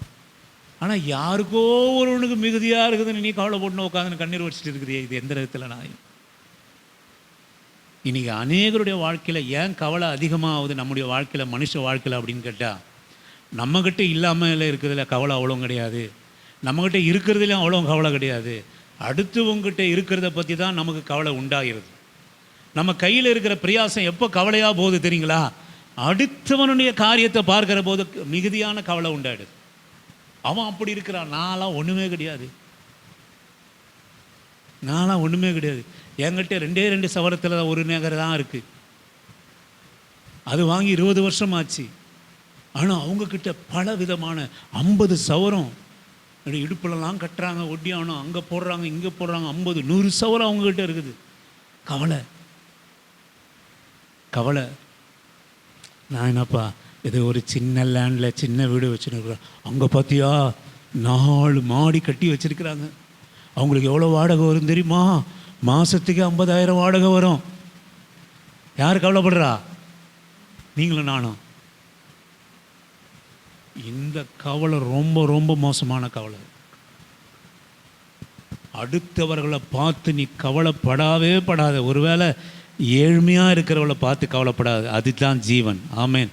உனக்கு கீழே உள்ளவர்களை பார்த்து நீ கவலைப்பட்டனா உன் மனசு பெருசாகும். மனசு பெருசு. உனக்கு அதிகமாக இருக்கிறவனை நீ பார்த்து கவலைப்பட்டனா உன் சரீரத்தில் ஒரு முழத்தை கூட நீ கூட்ட முடியாது, குறைக்க முடியாது. அதை மாத்திரம் நீங்கள் தெரிந்து கொள்ளுங்க. ஒருபோதும் அடுத்தவங்களை பற்றி கவலைவே படாதீங்க. அவங்களுக்கு இவ்வளோ இருக்குதுன்னு கவலைப்படவே படாதீங்க. ஒருவேளை அவங்க கஷ்டத்தில் நீங்கள் கவலைப்படுங்க, அவங்க கஷ்டத்தில் நீங்கள் கண்ணீர் விடுங்க. அதுதான் கர்த்தருடைய பிள்ளை. கர்த்தருடைய பிள்ளை அதுதான். ஒருவருடைய உயர்விலும் நீங்கள் கஷ்டப்படாதீங்க. சந்தோஷப்படலாம், அமைதியாக இருந்துருங்க, கஷ்டப்படாதீங்க, கஷ்டமே படாதீங்க. நல்லா இருக்கட்டும், அவங்க வாழ்ந்துருக்கட்டும். முடிஞ்சா அவங்க பெரிய தரித்திரனாக இருக்கிறத எடுத்துக்காட்டுங்க. உங்கள் வாழ்க்கையில் ஏசி இல்லை, சந்தர்ப்பம் வாய்ச்சதுன்னா நீ இவ்வளோ ஐஸ்வர்யவாரனாக இருந்தாலும் உனக்கு ரட்சிப்பு இல்லை, இயேசு உன் வாழ்க்கையில் இல்லை. தரித்திரத்துக்கு சுவிசேஷம் பிரசங்கிக்கணும்னு அவர்களை தரித்திரராக நீங்கள் மனசில் நினைங்க. அவர்கள் ஐஸ்வர்யவானாக நினைக்காதீங்க. அவர்கள் தரித்திரர்கள். ஏனென்று சொல்லுவோமானால் அவர்கள் இயேசு இல்லாதவர்கள், அவர்கள் ரட்சிப்பு இல்லாதவர்கள், அவர்கள் பரலோகம் நிரந்தரமான அந்த மாளிகை இல்லாதவர்கள், தேவனுடைய ராஜ்யம் அவர்கள் இல்லாதவர்களாக அவர்கள் இருக்கிறார்கள் என்பதை நீங்கள் நினைத்து கொள்ளுங்கள். ஒருபோதும் இருக்கிறவனை இல்லாதவனை பார்த்து ஆண்டவர் சொல்கிறார், நீ கவலைப்படாத, நான் உனக்காக இருக்கிறேன். காகத்தை பார், மாடை பார், நான் அவர்களுக்கே உடுத்து வைக்கிறேன், உனக்காக நான் செய்ய மாட்டேனா அப்படின்னு ஆண்டவர் நீ கவலைப்படாதப்பா என்று சொல்கிறார். இந்த காலை வேளையிலே மாத்திரம் எல்லாம் சேர்த்து வச்சுட்டு நான் இந்த பணத்தை என்ன பண்ணுறது தெரியல, இந்த பொருளை என்ன பண்ணுறது தெரியல என்று சொல்கிற நம்மை பார்த்து ஆண்டவர் சொல்கிறார், உன் ஆத்மாவுக்காக எல்லாம் செஞ்சு வச்சுட்டேன், ஐ எம் கம்ஃபர்டபுள், இனி என் வாழ்க்கையை ஒன்றுமே பண்ண முடியாதுன்னா ஆண்டவர் சொல்கிறார், உன் ஆத்மா இன்றைக்கி வெறுமையாக போக போகுது. உன் களஞ்சியம் நிரம்பிச்சு, உன் களஞ்சியம் நிரம்பிச்சு. தேவனிடத்தில் ஐஸ்வர்யவானா இல்லாமல் தனக்காகவே பொக்கிஷத்தை சேர்த்து வைக்கிறவன் இப்படித்தான் இருக்கிறான். தேவனிடத்தில் ஐஸ்வர்யவான் இல்லை. பரலோக ராஜ்யத்தில் உங்களுக்கு அதான் ஆண்டவர் சொல்கிறார், பரலோக ராஜ்யத்தில் உங்களுக்கு பொக்கிஷத்தை சேர்த்து வைங்கள். அங்கே திருடன் திருடுவதும் இல்லை, அங்கே கண்ணை மூட்டு அவன் கொள்ளையிடாததும் இல்லை. எனக்கு அருமையான தேவனா, அங்கே என்ன இருக்குது? ஆத்துமா பெருசாச்சா, மனசு பெருசாச்சா, அதை பற்றி நீங்கள் யோசிச்சு. நீங்கள் எத்தனை தான் நீங்கள் செல்வம் இருந்து எத்தனை தான் வசதியும் வாய்ப்பையும் நம்ம பிள்ளைகளுக்கு நாம் சேர்த்து கொடுத்தாலும் உன் கடமையை முடித்ததான பங்கு உங்களுக்கு எனக்குமே இருக்குமே தவிர, நான் சொல்லுவேன், ஆண்டவருக்காக நாம் கடன்பட்ட கடனை தீர்த்ததாக இருக்காது. தேவனிடத்தில் ஐஸ்வர்யனா இல்லாமல் இனி எத்தனையோ தரித்திரர் கர்த்தரிடத்தில் ஐஸ்வர்யனாக இருக்கிறாங்க. ஆண்டவருடைய பிள்ளை எப்படி இருக்கணும் அப்படின்னு வற்புறுத்துகிறாருன்னா, உனக்கு என்ன கவலை இருக்கணும்னா, நான் ஆண்டவரிடத்தில் எப்படி பொக்கிஷத்தை சேர்த்து வைப்பேன், ஆண்டவரிடத்தில் நான் எப்படி ஐஸ்வர்யவனாக இருக்கணும் என்பதை குறித்ததான கடனும் கவலையும் நமக்குள்ளாக இருக்க வேண்டும். எனக்கு அருமையான தேவனுடைய பிள்ளையை, அநேக காரியங்கள் உண்டு. ஒரே ஒரு காரியத்தை நான் சொல்கிறேன். 1 சாமுவேலின் புஸ்தகம் 9வது அதிகாரம் 1 முதல் 5 வரை உள்ள வசனத்தை வாசிக்கும்படியாக உங்களை அன்பாக நான் கேட்கிறேன். 1 சாமுவேலின் நான் முடிக்கிறேன், விரிவாக முடிக்கிறேன், கடகன் வசனத்தை சொல்லி நான் முடிக்கிறேன். 1 சாமுவேலின் புஸ்தகம் 9 1 5 வரை வாசிக்கும்படியாக. பென்யமீன் கோத்திரத்தாரில் பென்யமீன் கோத்திரத்தாரில் கீஸ் என்னும் பேருள்ள மகா பராக்கிரமசாலியான ஒரு மனுஷன் இருந்தான். அவன் பென்யமீன் கோத்திரத்தானாகிய அபியாவின் மகனான பெகோராத்திற்கு பிறந்த சேரோரின் புத்திரனாகிய அபியேலின் குமாரன். அவனுக்கு சவுல் என்னும் பேருள்ள சௌந்தரியமான வாலிபன் ஒரு குமாரன் இருந்தான். இஸ்ரவேல் புத்திரரில் அவனை பார்க்கிலும் சௌந்தரியவான் இல்லை. எல்லா ஜனங்களும் அவன் தோளுக்கு கீழாய் இருக்கத்தக்க உயரமுள்ளவனாய் இருந்தான். சவுலின் தகப்பனாகிய கீசுடைய கழுதைகள் காணாமல் போயிற்று. ஆகையால் கீஸ் தன் குமாரனாகிய சவுலை நோக்கி, நீ வேலைக்காரரில் ஒருவனை கூட்டிக் கொண்டு கழுதைகளை தேட புறப்பட்டு போ என்றான். அப்படியே அவன் எப்ராயிம் மலைகளையும் சலிஷா நாட்டையும் கடந்து போனான். அங்கே அவைகளை காணாமல் சாலிம் நாட்டை கடந்தார்கள். அங்கேயும் காணவில்லை. பென்யமீன் நாட்டை உருவ கடந்தும் அவைகளை காணவில்லை. அவர்கள் சூப் என்னும் நாட்டிற்கு வந்தபோது சவுல் தன்னோடு இருந்த வேலைக்காரனை நோக்கி, என் தகப்பன் கழுதைகளின் மேலுள்ள கவலையை விட்டு நமக்காக கவலைப்படாதபடிக்கு திரும்பி போ வாம் என்றான். எனக்கு அருமையான தேவ ஜனமே, இந்த கழுதைக்காக 4 தேசங்களிலே வேலைக்காரனும் சவுலும் அலைகிறார்கள். கடைசியா அதை காணாமல், நான் நேரில்லா காரணம் சுருக்கமாக சொல்றேன், அவர்கள் சூப் என்னும் நாட்டிற்கு வந்தபோது சவுல் தன்னோடு இருந்த வேலைக்காரனை நோக்கி, என் தகப்பன் கழுதைகளின் மேலுள்ள கவலையை விட்டு நமக்காக கவலைப்படாதபடிக்கு திரும்பி போவோம் வா என்று சொன்னான். இங்கே பெரிய ஒரு தியானம் இருக்கிறது. கழுதைகள் மேல் இந்த உலகமானது, நான் சுருக்கமாக சொல்லிட்டு போகிறேன், இந்த உலகமானது கழுதைக்கு ஒப்பானது. கழுதியை தேடி புள்ளைய விட்டுறக்கூடாது. ஆமென். சவுல் சௌந்தரியமானவன். இஸ்ரவேலில் அவனை போல அழகுள்ளவன் இல்லை. உயரம் எல்லா சாம்ஸ்த இஸ்ரவேலுக்கு முன்பாக ஒருத்தன் இல்லை, லட்சக்கணக்கான இஸ்ரவேல் இருக்கிறான். அவனுக்கு முன்பாக சவுலை கொண்டு வந்து வச்சுனா அவன் பராக்கிரமசாலியா இருப்பான். இவன் போனது எங்க? தகப்பன் அனுப்பிச்சது எங்க? கழுதைக்கு தேட போய் அனுப்பிச்சான். இவனோ வேலைக்காரனோ எத்தனை நாடு கழுதிக்காக. சவுல் ஆண்டவரை ராஜாவா தெரிந்து கொண்டதற்கே ஒரு காரணம் என்ன தெரியுங்களா? ஒரு கழுதியை தேடி 4 தேசத்துக்கு போன. அத்தனை உத்தம குணமா இருந்தான். அது ஒரு சங்கதி, அது ஒரு பாற்று. ஆனால் இந்த இடத்துல நான் சொல்கிறான், கழுதைக்காக கவலையை விட்டு என் மேலே தகப்பன் கவலை கொள்வானேன் என்று சொல்லி அவர்கள் திரும்ப கடந்து சென்றார்கள். எனக்கு அருமையான கர்த்தருடைய பிள்ளையே, கழுதை என்பது உலகம். நீ எத்தனை தேடி போகிறியோ, அதை கண்டுபிடிக்கிறியோ இல்லையோ தெரியாது. அதை விட மேலான தேவனுடைய ராஜ்யம் ஒன்று இருக்கிறது. அதை குறித்ததான கவலை படாதபடிக்கு நாம் திரும்பி போவாருன்னு 4 தேசத்தை சுற்றி திரிந்து கழுதைக்காக எவ்வளோ சுற்றி திரிந்தான். உலகத்தில் எவ்வளவோ பார்த்தான், எவ்வளவோ பார்த்துட்டான் இந்த கழுதைக்காக. இந்த உலகம் என்பது கழுதை போலதான். இன்றைக்கு இருக்கும், நாளைக்கு போகும். இந்த உலகத்தினுடைய ஐஸ்வர்யம்லாம் கழுதை போலதான். கடைசியில் புத்தி வந்தது, எனக்காக என் தகப்பன் கவலைப்படாதபடிக்கு நம்ம முந்தி போய் சேர்ந்துருவோம். அது இன்னொரு வசனம் 10ஆம் அதிகாரத்தில் அழகாக சொல்லப்பட்டிருக்குது. நீ தகப்பன் கழுதைகள் வந்து சேர்ந்தது. ஆமே, கழுதைகள் வந்து சேர்ந்தது உனக்காக கவலைப்படாதபடிக்கு நீ போய் சேரும் என்று சொல்லப்பட்டது.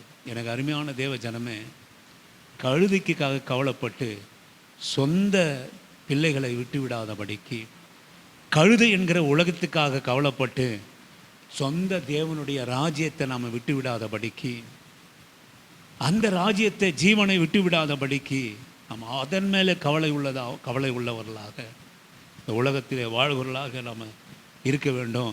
ரெண்டாவது காரியம், எபிரேயருக்கு எழுதினோம். நான் படித்து முடிக்கிறேன் கடகண்ணு. எபிரேயர் 2, 3, 4 வாசிக்கும்படியாக உங்களை அன்பான அழைக்கிற எபிரேயரின் புஸ்தகம். முதலாவது கர்த்தர் மூலமாய் அறிவிக்கப்பட்டு பின்பு அவரிடத்தில் கேட்டவர்களாலே நமக்கு உறுதியாக்கப்பட்டதும் அடையாளங்களினாலும் அற்புதங்களினாலும் பலவிதமான பலத்த செய்கைகளினாலும் தம்முடைய சித்தத்தின்படி பகிர்ந்து கொடுத்த பரிசுத்த ஆவியின் வரங்களினாலும் தேவன் தாமே சாட்சி கொடுத்ததுமாய் இருக்கிற இவ்வளவு பெரிதான ரட்சிப்பை குறித்து நாம் கவலையற்று இருப்போமானால் தண்டனைக்கு எப்படி தப்பித்துக் கொள்வோம்? எனக்கு அருமையான ஆண்டவருடைய பிள்ளையே, நமக்கு இருக்கிற கவலை ரட்சிப்பை குறித்ததான கவலை இருக்கணும். ரட்சிப்பை குறித்ததான கவலை இருக்கணும். அநேக வேலைகளை எதை குறித்து நம்ம கவலைப்படுகிறோம்? உலகத்தின் ஆஸ்தியை குறித்து, அந்தஸ்தை குறித்து, உணவை குறித்து, உடைய குறித்து. ஆண்டவர் வசனம் தெளிவாக சொல்கிறது, ரட்சிப்பை குறித்த கவலை உங்களுக்கு இருக்குதா? ரட்சிப்பை குறித்ததான கவலை. நான் ஒன்று சொல்லுவேன், நீங்கள் ரட்சிக்கப்பட்டீர்கள் என்று நீங்கள் அறிந்தீர்களானால் உங்கள் இருதயம் சொல்லும், என்னை போல ஒரு ஐஸ்வர்யவான் இல்லை. எப்போ ரட்சிப்பை குறித்த கவலை நமக்கு இருக்கிறதோ, எப்போ ஒரு காரியத்தை குறித்து கவலை நம்ம இருக்கிறதோ, அதை நம்ம பொக்கிஷமாக நம்ம கருதுவோம். நீங்கள் எதை குறித்து கவலைப்படுறீங்க? சாதாரண குறித்தா கவலைப்படுறீங்க? பொக்கிஷங்களை குறித்து கவலைப்படுறீங்க? சாதாரணத்துக்கு குறித்தா நீங்கள் கவலைப்படுறீங்க? சொல்லுங்கள், உங்கள் வீட்டில் ஏதோ ஒரு தலைவார சீப்பு, ஒரு பேன் சீப்பு, இதெல்லாம் காணாம போனால் கவலைப்படுறீங்களா? இல்லை சாதாரண விஷயம் காணாம போனால் கவலைப்படுறீங்களா? இல்லை கழுத்தில் ஒரு 2 சவரம் செயின் போச்சுன்னா கவலைப்படுறீங்களா? எதை குறித்து கவலைப்படுறீங்க? செயின் போச்சுன்னா கவலைப்படுவோம். அப்போது எதை நீங்கள் கனமான பொருளாகவும் நீங்கள் இருதயத்திலே வைத்திருக்கிறீர்களோ, எதை கனமான பாத்திரமாக நீங்கள் இதயத்திலே வைத்திருக்கிறீர்களோ, அவை பெற்றதை குறித்து ஒரு மிகப்பெரிய சந்தோஷம் நம்முடைய இருதயத்திலே இருக்கும். அதை இழந்ததை குறித்ததான கவலை நம்முடைய இருதயத்திலே இருக்கும். அதை தான் ஆண்டவர் சொல்கிறார், ரட்சிப்பினுடைய சந்தோஷம் நமக்கு இருக்குமானால் உலக கவலை உங்க மேல இருக்காது. அந்த ரகசியம். ரட்சிப்பு என்பது ஒரு பெரிய பொக்கிஷம். இருக்குதா யாருக்காவது? எவ்வளவு அலட்சியமா நம்ம பார்க்கிறோம். எவ்வளவு பெரிய ரட்சிப்பு! இவ்வளவு பெரிய ரட்சிப்பை குறித்து வேதம் அழகா சொல்கிறது, அடையாளங்களினாலும் அற்புதங்களினாலும் பலவித பலத்த செய்கையினாலும் தம்முடைய சித்தத்தின்படி பகிர்ந்து கொடுத்த பரிசுத்த ஆவியினுடைய வரங்களினாலும் தேவன் தாமே சாட்சி கொடுத்ததுமான இதைவிட மேலான காரியம் தம்முடைய சொந்த குமாரனை கொடுத்ததான, அவரை பலி கொடுத்ததான ரட்சிப்பு. இது வந்ததை குறித்து ஏதாவது சந்தோஷம் இருக்கா உங்களுக்கு? இதை இழப்பதை குறித்ததான ஏதாவது துக்கம் இருக்கா? நமக்கு கவலை இருக்கா? அப்ப நான் ரட்சிப்புல நிலைத்திருக்கிறேன் என்பத சந்தோஷம் உங்களுக்குள்ளாக. நான் ரட்சிக்கப்பட்டேன், ரட்சிப்புக்காக தேவன் என்னை தெரிந்து கொண்டார், இந்த மகா பெரிய பாத்திரத்துக்காக கர்த்தர் என்னை தெரிந்து கொண்டார். உலகத்தில் எத்தனையோ பேர் இருக்கிறீர்களே, அவருடைய சிலுவைக்கு என்னை சொந்தமாக்கி கொண்டார் என்கிற சிலுவையை குறித்ததான ரட்சிப்பை குறித்ததான சந்தோஷம் உங்களுக்கு எனக்கு இருக்குதா? இந்த சந்தோஷம் உண்மையாக இருந்ததுன்னா வேற எந்த கவலையும் நம்மளை மேற்கொள்ளாதுங்க. இன்னைக்கு ஏன் இந்த உலகத்தினுடைய கவலை நம்ம மேற்கொள்ளுதுன்னா, ரட்சிப்பை பெரிய அடைந்தாயிற்று என்கிற சந்தோஷம் நமக்கும் உங்களுக்கும் எனக்கும் இல்லை. ஏன் அநேக காரியம் உங்களை துக்கப்படுத்துது? ஏன் அநேக காரியம் உங்களை அழ வைக்குது? ஏன் அநேக காரியம் உங்களை துக்கப்படுத்துது? ஏன் உங்களை அநேக காரியம் கவலைப்படுத்துது? ஒரு பெரிய பொக்கிஷத்தை இந்த அற்பமான சரீரத்தில் பெற்றிருக்கிறோம் என்கிற ரட்சிப்பை குறித்ததான சந்தோஷம் இல்லை, சமாதானம் இல்லை, மேன்மை இல்லை.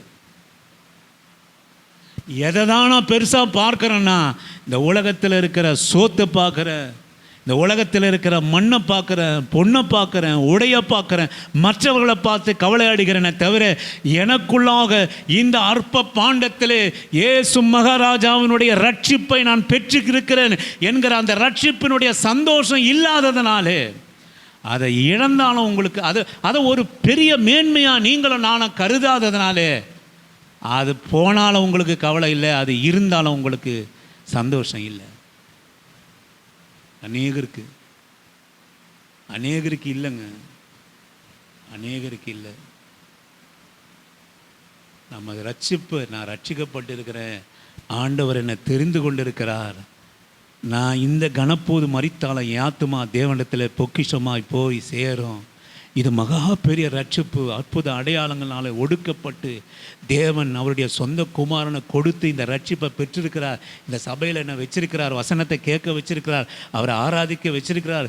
உள்ளுக்குள்ளே வந்துட்டு அந்த ரட்சிப்பின் சந்தோஷம் உங்களுக்கு இருக்கா? உங்களுக்கும் எனக்கும் இருக்கா?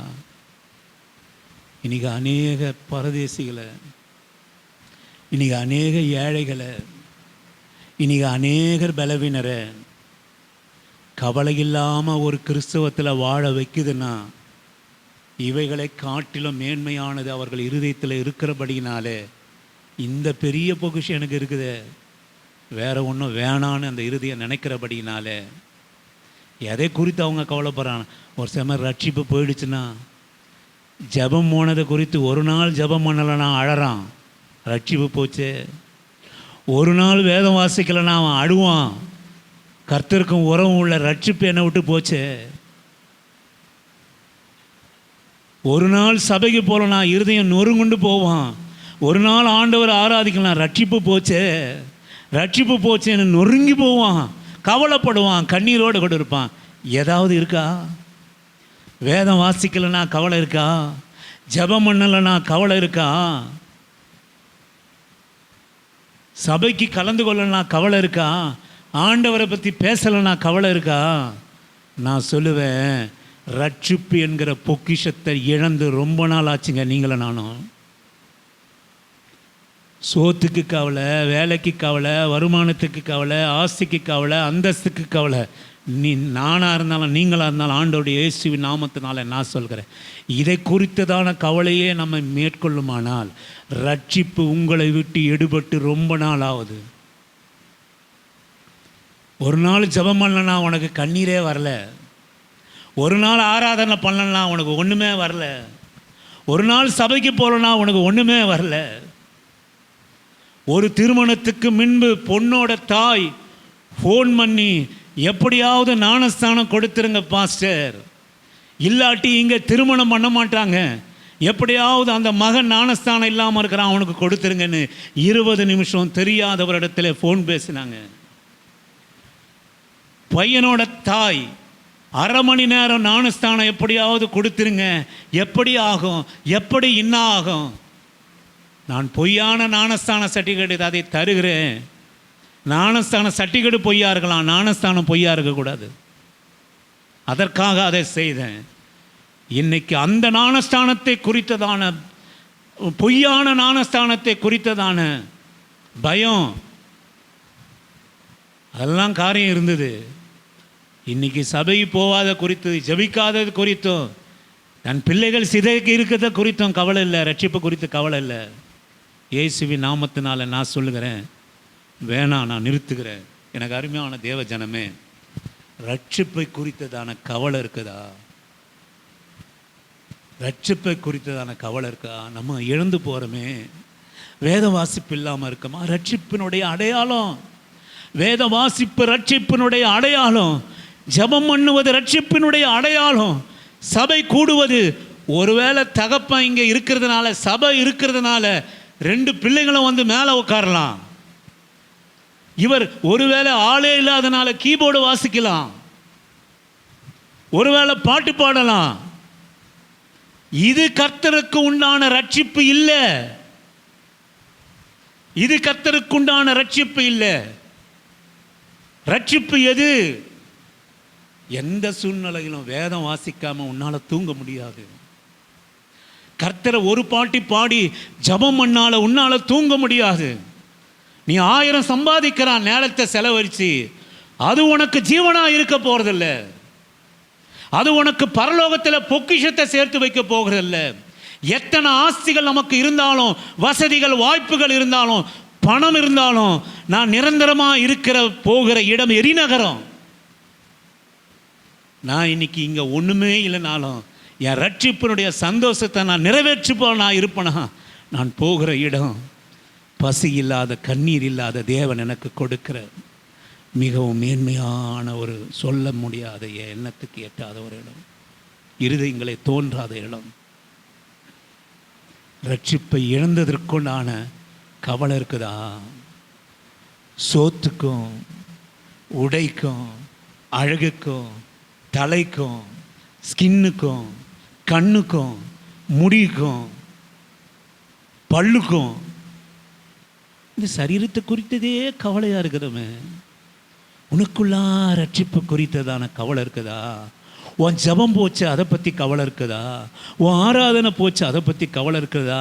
உன்னை தெரிந்து கொண்ட மேன்மை போச்சு, கழுத பின்னாடியே சுத்துறமே, கழுதை கூட இருக்கிறோமே, கழுத பின்னாடியே சுத்துறமே, கழுதையை நோக்கியே போய் கொண்டு இருக்கிறோமே. உலகம் என்பது கழுதை என்பது தெரியாமல் இருக்குது, ஜீவன் என்பது மேன்மை என்று தெரியாமல் இருக்கிறது. உங்கள் புருஷன், உங்கள் மனைவி, உங்கள் பிள்ளைகள் 1000 சம்பாதிக்கலாம், ரட்சிப்பு இல்லைன்னா ஒன்றும் இல்லைங்க.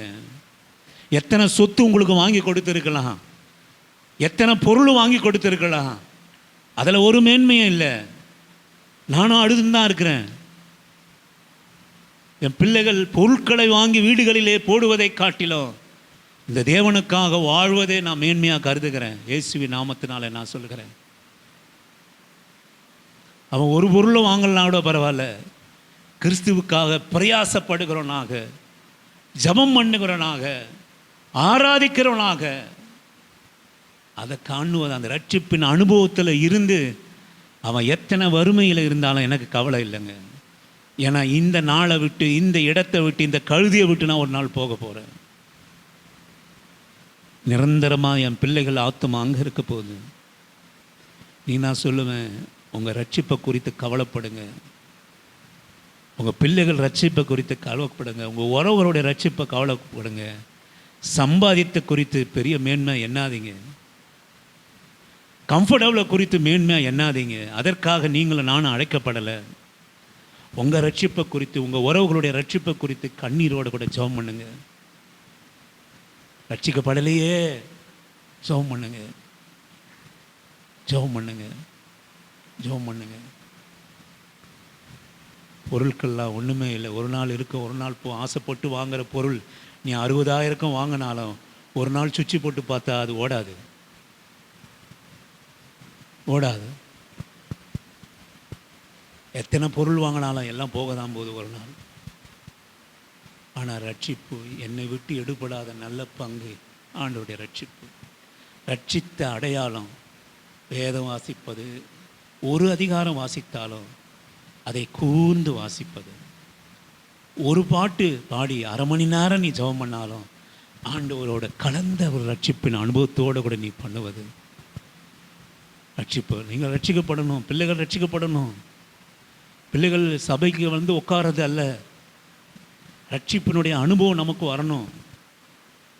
வேதம் வாசிக்கிறதுல அனுபவம் வரணும், பாட்டு பாடுதல் அனுபவம், கர்த்தரோட கூட ஜெபம் பண்ணுறதுல அனுபவம் வரணும். என் பிள்ளைகள் நல்லா மார்க் எடுக்கிறாங்க, நல்லது. ஆனால் என் பிள்ளை நான் பலவீனப்பட்டானோ குடும்பத்துக்காக அது போய் ஜெபம் பண்ணுது, அதை பார்க்குற போது தான் நம்ம இருதயம் மகிழணுங்க. அதை பார்க்குற போது நம்ம பிள்ளைகள் நமக்காக ஜெபம் பண்ணுறது, நம்ம கஷ்டத்தில் ஜெபம் பண்ணுறது, நம்ம பலவீனங்களில் ஜெபம் பண்ணுறது, நமக்காக கண்ணீர் விட்டு ஜெபிக்கிற பிள்ளைகளை, அதுதான் பொக்கிஷம். அது எங்கே இருந்தாலும் பிழைச்சிக்கும், நிறைவாக இருந்தாலும் பிழைக்கும், குறைவாக இருந்தாலும் பிழைக்கும். ஆனால் ரட்சிப்பு இல்லாமல் பிள்ளைகளுடைய ஆத்துமா சாகவே சாகும். கழுதியை காட்டி கொடுக்கிறவளா அல்லாமல் பரலோகத்தினுடைய மேன்மையை காட்டி கொடுக்கிறவளா நம்ம மாறணும். ஜெபம் பண்ணுறவளா இருக்கணும், வேதத்தை வாசிக்கிறவளா இருக்கணும், ஆண்டவரோடு கூட பேசுகிற பிள்ளையாக இருக்கணும். வயசு பிள்ளைங்க ஆயாச்சு, பெரிய பிள்ளைங்க ஆயாச்சு, ஆண்டவரோட பேசுகிற அனுபவம் இருக்குதா? பேசுகிற அனுபவம் இருக்கா? ஆண்டவரோட பேசுகிற அனுபவம் இருக்கா? ஆண்டவரோட ஜெபம் பண்ணுகிற அனுபவம் இருக்கா? வேதம் வாசிக்கிற அனுபவம் இருக்கா? ஃப்ரெண்ட்ஸோட பேசுகிற அனுபவம் இருக்குது. எதிர்ப்பால் ஒரு பொண்ணு நம்மளை பார்த்து பேசினா ஒரு ஆண் மகனுக்கு ஒரே அனுபவம். ஒரு ஆண் மகன் ஒரு வயசு பொண்ணை பார்த்துட்டா அதில் ஒரு பரவசம் இருக்குது. ஐயோ அவன் என்னையே பார்க்குறான், பாரு என்னையே பார்க்குறான்டி, அதில் ஒரு சந்தோஷம். அந்த பொண்ணு என்னையே பார்க்குது, அதில் ஒரு சந்தோஷம். என்ன புகழ்கிறாங்க, அதில் ஒரு சந்தோஷம். எனக்கு அருமையான ஆண்டவர் பிள்ளையே, ஆண்டவரோட கூட உறவு வச்சுக்கிறதுல சந்தோஷம் இருக்கா? ஆண்டவர் வேதம் வாசிக்கிற போது கர்த்தர் உன்னோட கூட பேசுகிறாரு, அதில் ஒரு சந்தோஷம் இருக்கா? முழங்கால் படிட்டு ஜெபம் பண்ணுறப்போ, நான் ஆண்டவருக்காக முழங்கால் படிட்டு ஜெபம் பண்ணேன், முழங்கால் படியலைன்னா ஒரே வருத்தமாக இருக்குது, நான் முழங்கால் படிட்டு ரொம்ப நாள் ஆகுது, அந்த ஒரு துக்கம் இருக்குதா? ரட்சிப்பினுடைய சந்தோஷம். இவ்வளவு பெரிய ரட்சிப்பு குறித்து கவலை இல்லைன்னா சந்தோஷமாக இருக்காதுங்க. மற்றவங்க ரட்சிக்கப்படலைன்னு கவலை இல்லைன்னா நீ பெற்ற ரட்சிப்புக்கு கவலை, சந்தோஷத்துக்கு அர்த்தம் இல்லை. நாம் பெற்றிருக்கிற ரட்சிப்பு உண்மை இல்லை, அதை மாத்திரம் நீங்கள் தெரிஞ்சுக்கங்க. ரட்சிப்பை குறித்து நம்ம கவலைப்படுவோம். அப்போஸ்தலர்கள் 20, 22, 24 கடனை வாசித்து நாம் முடிப்போம். ஆண்டவர் நம்மோடு கூட பேசுவாராக. அப்போஸ்தலர்கள் 20வது அதிகாரம் 22, 24 வரை வாசிக்கும்படியாக உங்களை அன்பா நான் கேட்கிறேன். இப்பொழுதும் நான் ஆவியிலே கட்டுண்டனாய் எருசலேமுக்கு போகிறேன். அங்கே எனக்கு நேரிடும் காரியங்களை நான் அறியேன். கட்டுகளும் உபத்திரவங்களும் எனக்கு வைத்திருக்கிறது என்று பரிசுத்த ஆவியானவர் பட்டணம் தோறும் தெரிவிக்கிறதை மாத்திரம் அறிந்திருக்கிறேன். பரிசுத்த ஆவியானவர் பட்டணங்கள் தோறும் தெரிவிக்கிறதை நான் அறிவேன். ஆகிலும் அவைகளில் ஒன்றை குறித்தும் கவலைப்படேன். அவைகளை ஒன்றும் குறித்து நான் கவலைப்படேன். என் பிராணனையும் நான் அருமையாக எண்ணேன். அருமையாக என் ஓட்டத்தை சந்தோஷத்தோட முடிக்கவும். என் ஓட்டத்தை சந்தோஷத்தோட கூட நான் அதை குறித்து ஒரு கவலம் பட மாட்டேன்னு அவர் சொல்லுவார். அழகா சொல்லுவார், இவை குறித்தும் ஒரு கவலை எனக்கு இல்லை, ஆகினும் அவளை ஒன்றை குறித்து நான் கவலைப்படேன். எது? உபத்திரத்தை குறித்தும் கட்டுகளை குறித்தும் ஒன்றை குறித்து நான் கவலைப்படேன். என் பிராணனை நான் அருமையாக என்ன, இந்த கழுதியை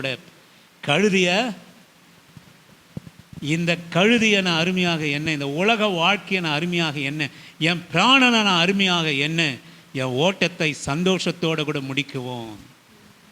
தேவனுடைய கிருபையின் சுவிசேஷத்தை பிரசங்கம் பண்ணும்படிக்கு நான் கர்த்தராகிய இயேசுவிடத்தில் பெற்ற ஊழியத்துவம் நிறைவேற்றவே நான் விரும்புகிறேன். எதை குறித்து நான் கவலைப்பட மாட்டேன். எதை குறித்து நான் கவலைப்பட மாட்டேன். நான் மறுபடியும் இந்த காரியத்தை நான் சொல்லிட்டு உங்களுக்கு போகிறேன்.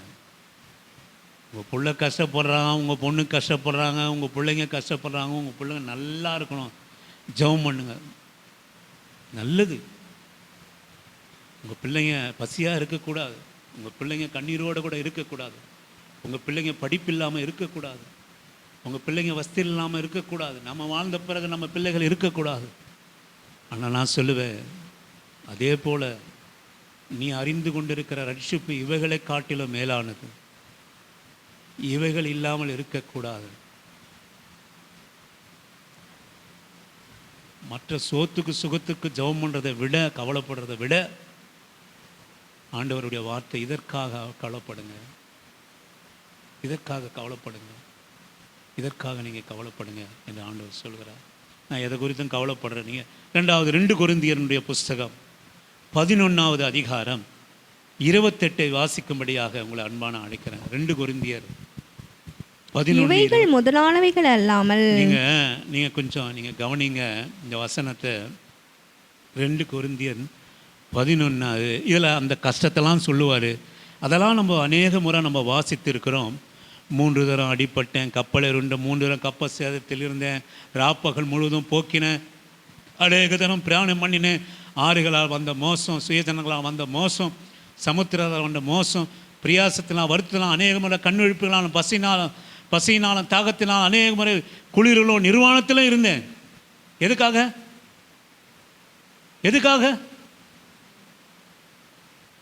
நான் நிர்வாணமாக இருந்தேன்? ஏன்? என் பிள்ளைங்க நல்லா உடுத்தணும் என்பதற்காக.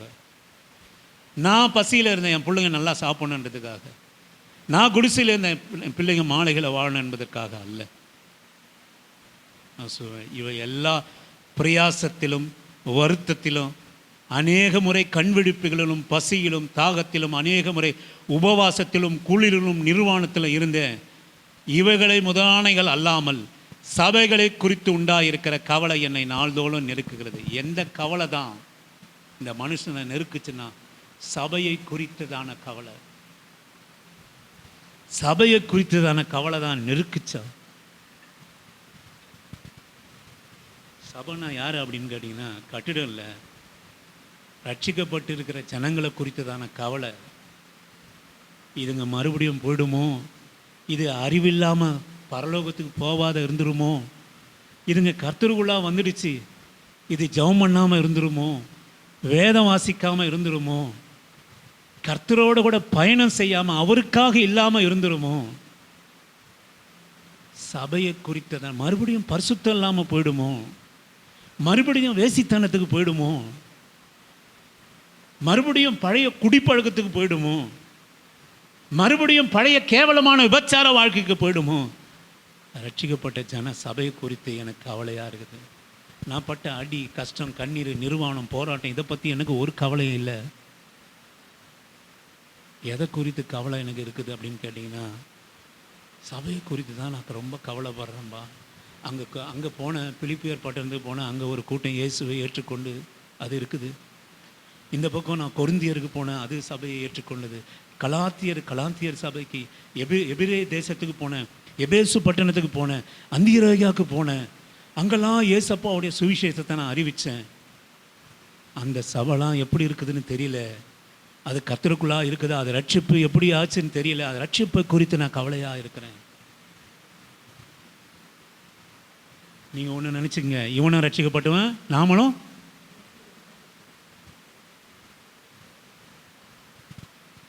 நீங்கள் வீடு கட்டுங்க, நம்ம சாப்பிடுவோம், நல்லா இருப்போம், பிள்ளைங்களை போவோம், நல்ல ட்ரெஸ் எடுப்போம். ஆனால் ரட்சிப்பை குறித்ததான கவலை மாத்திரம் இல்லாமல் நீங்கள் இருக்காதீங்க. உங்களுடைய ரட்சிப்பை குறித்த கவலை, மற்றவருடைய ரட்சிப்பை குறித்த கவலை நமக்கு இருக்கணுங்க. அதை குறித்தல்லாமல் வேறு ஒன்றையும் நீங்கள் கவலைப்படாதீங்க. நான் முடிக்கிறேன். இந்த உலகத்தினுடைய வாழ்க்கை கவலைலாம் உங்களை மேற்கொள்ளாத இருக்கணுமானா, நான் சொல்லுவேன், ஆண்டவருடைய கவலை உங்களை ஆட்கொண்டுச்சுன்னா உலகத்தினுடைய கவலை உங்களை ஆட்கொள்ளவே கொள்ளாதுங்க. உங்கள் பசங்களுடைய கவலை உங்களை ஆட்கொள்ளாது, உங்கள் வேலையை குறித்த கவலை உங்களை ஆட்கொள்ளாது, உங்கள் நோயை குறித்த கவலை உங்களை ஆட்கொள்ளாது, உங்கள் எதிர்காலத்தை குறித்த கவலை உங்களை ஆட்கொள்ளாது. அதுதான் இங்கே அழகாக சொல்கிறார். 1 கொரிந்தியர் 13வது அதிகாரம் 10-11 வாசித்து நாம் கண்களை மூடுவோம்.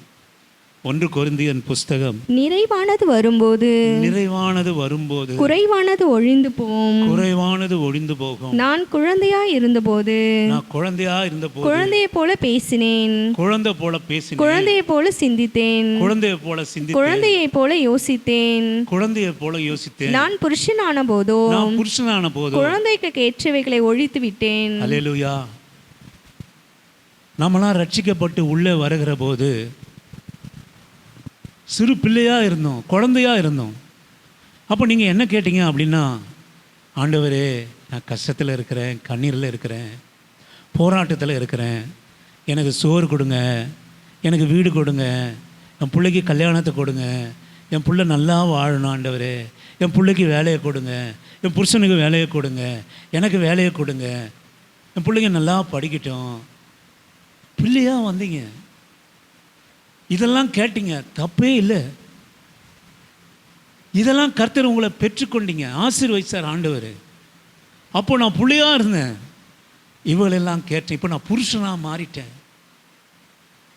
புருஷனாக மாற்ற ரட்சிக்கப்பட்ட ஒரு மக இப்போ நான் ஆண்டவரே சோத்து கொடுங்க, ஆண்டவரே உடைய கொடுங்க, இப்படியே வாழ்க்கை முடிஞ்சு போயிடுமா?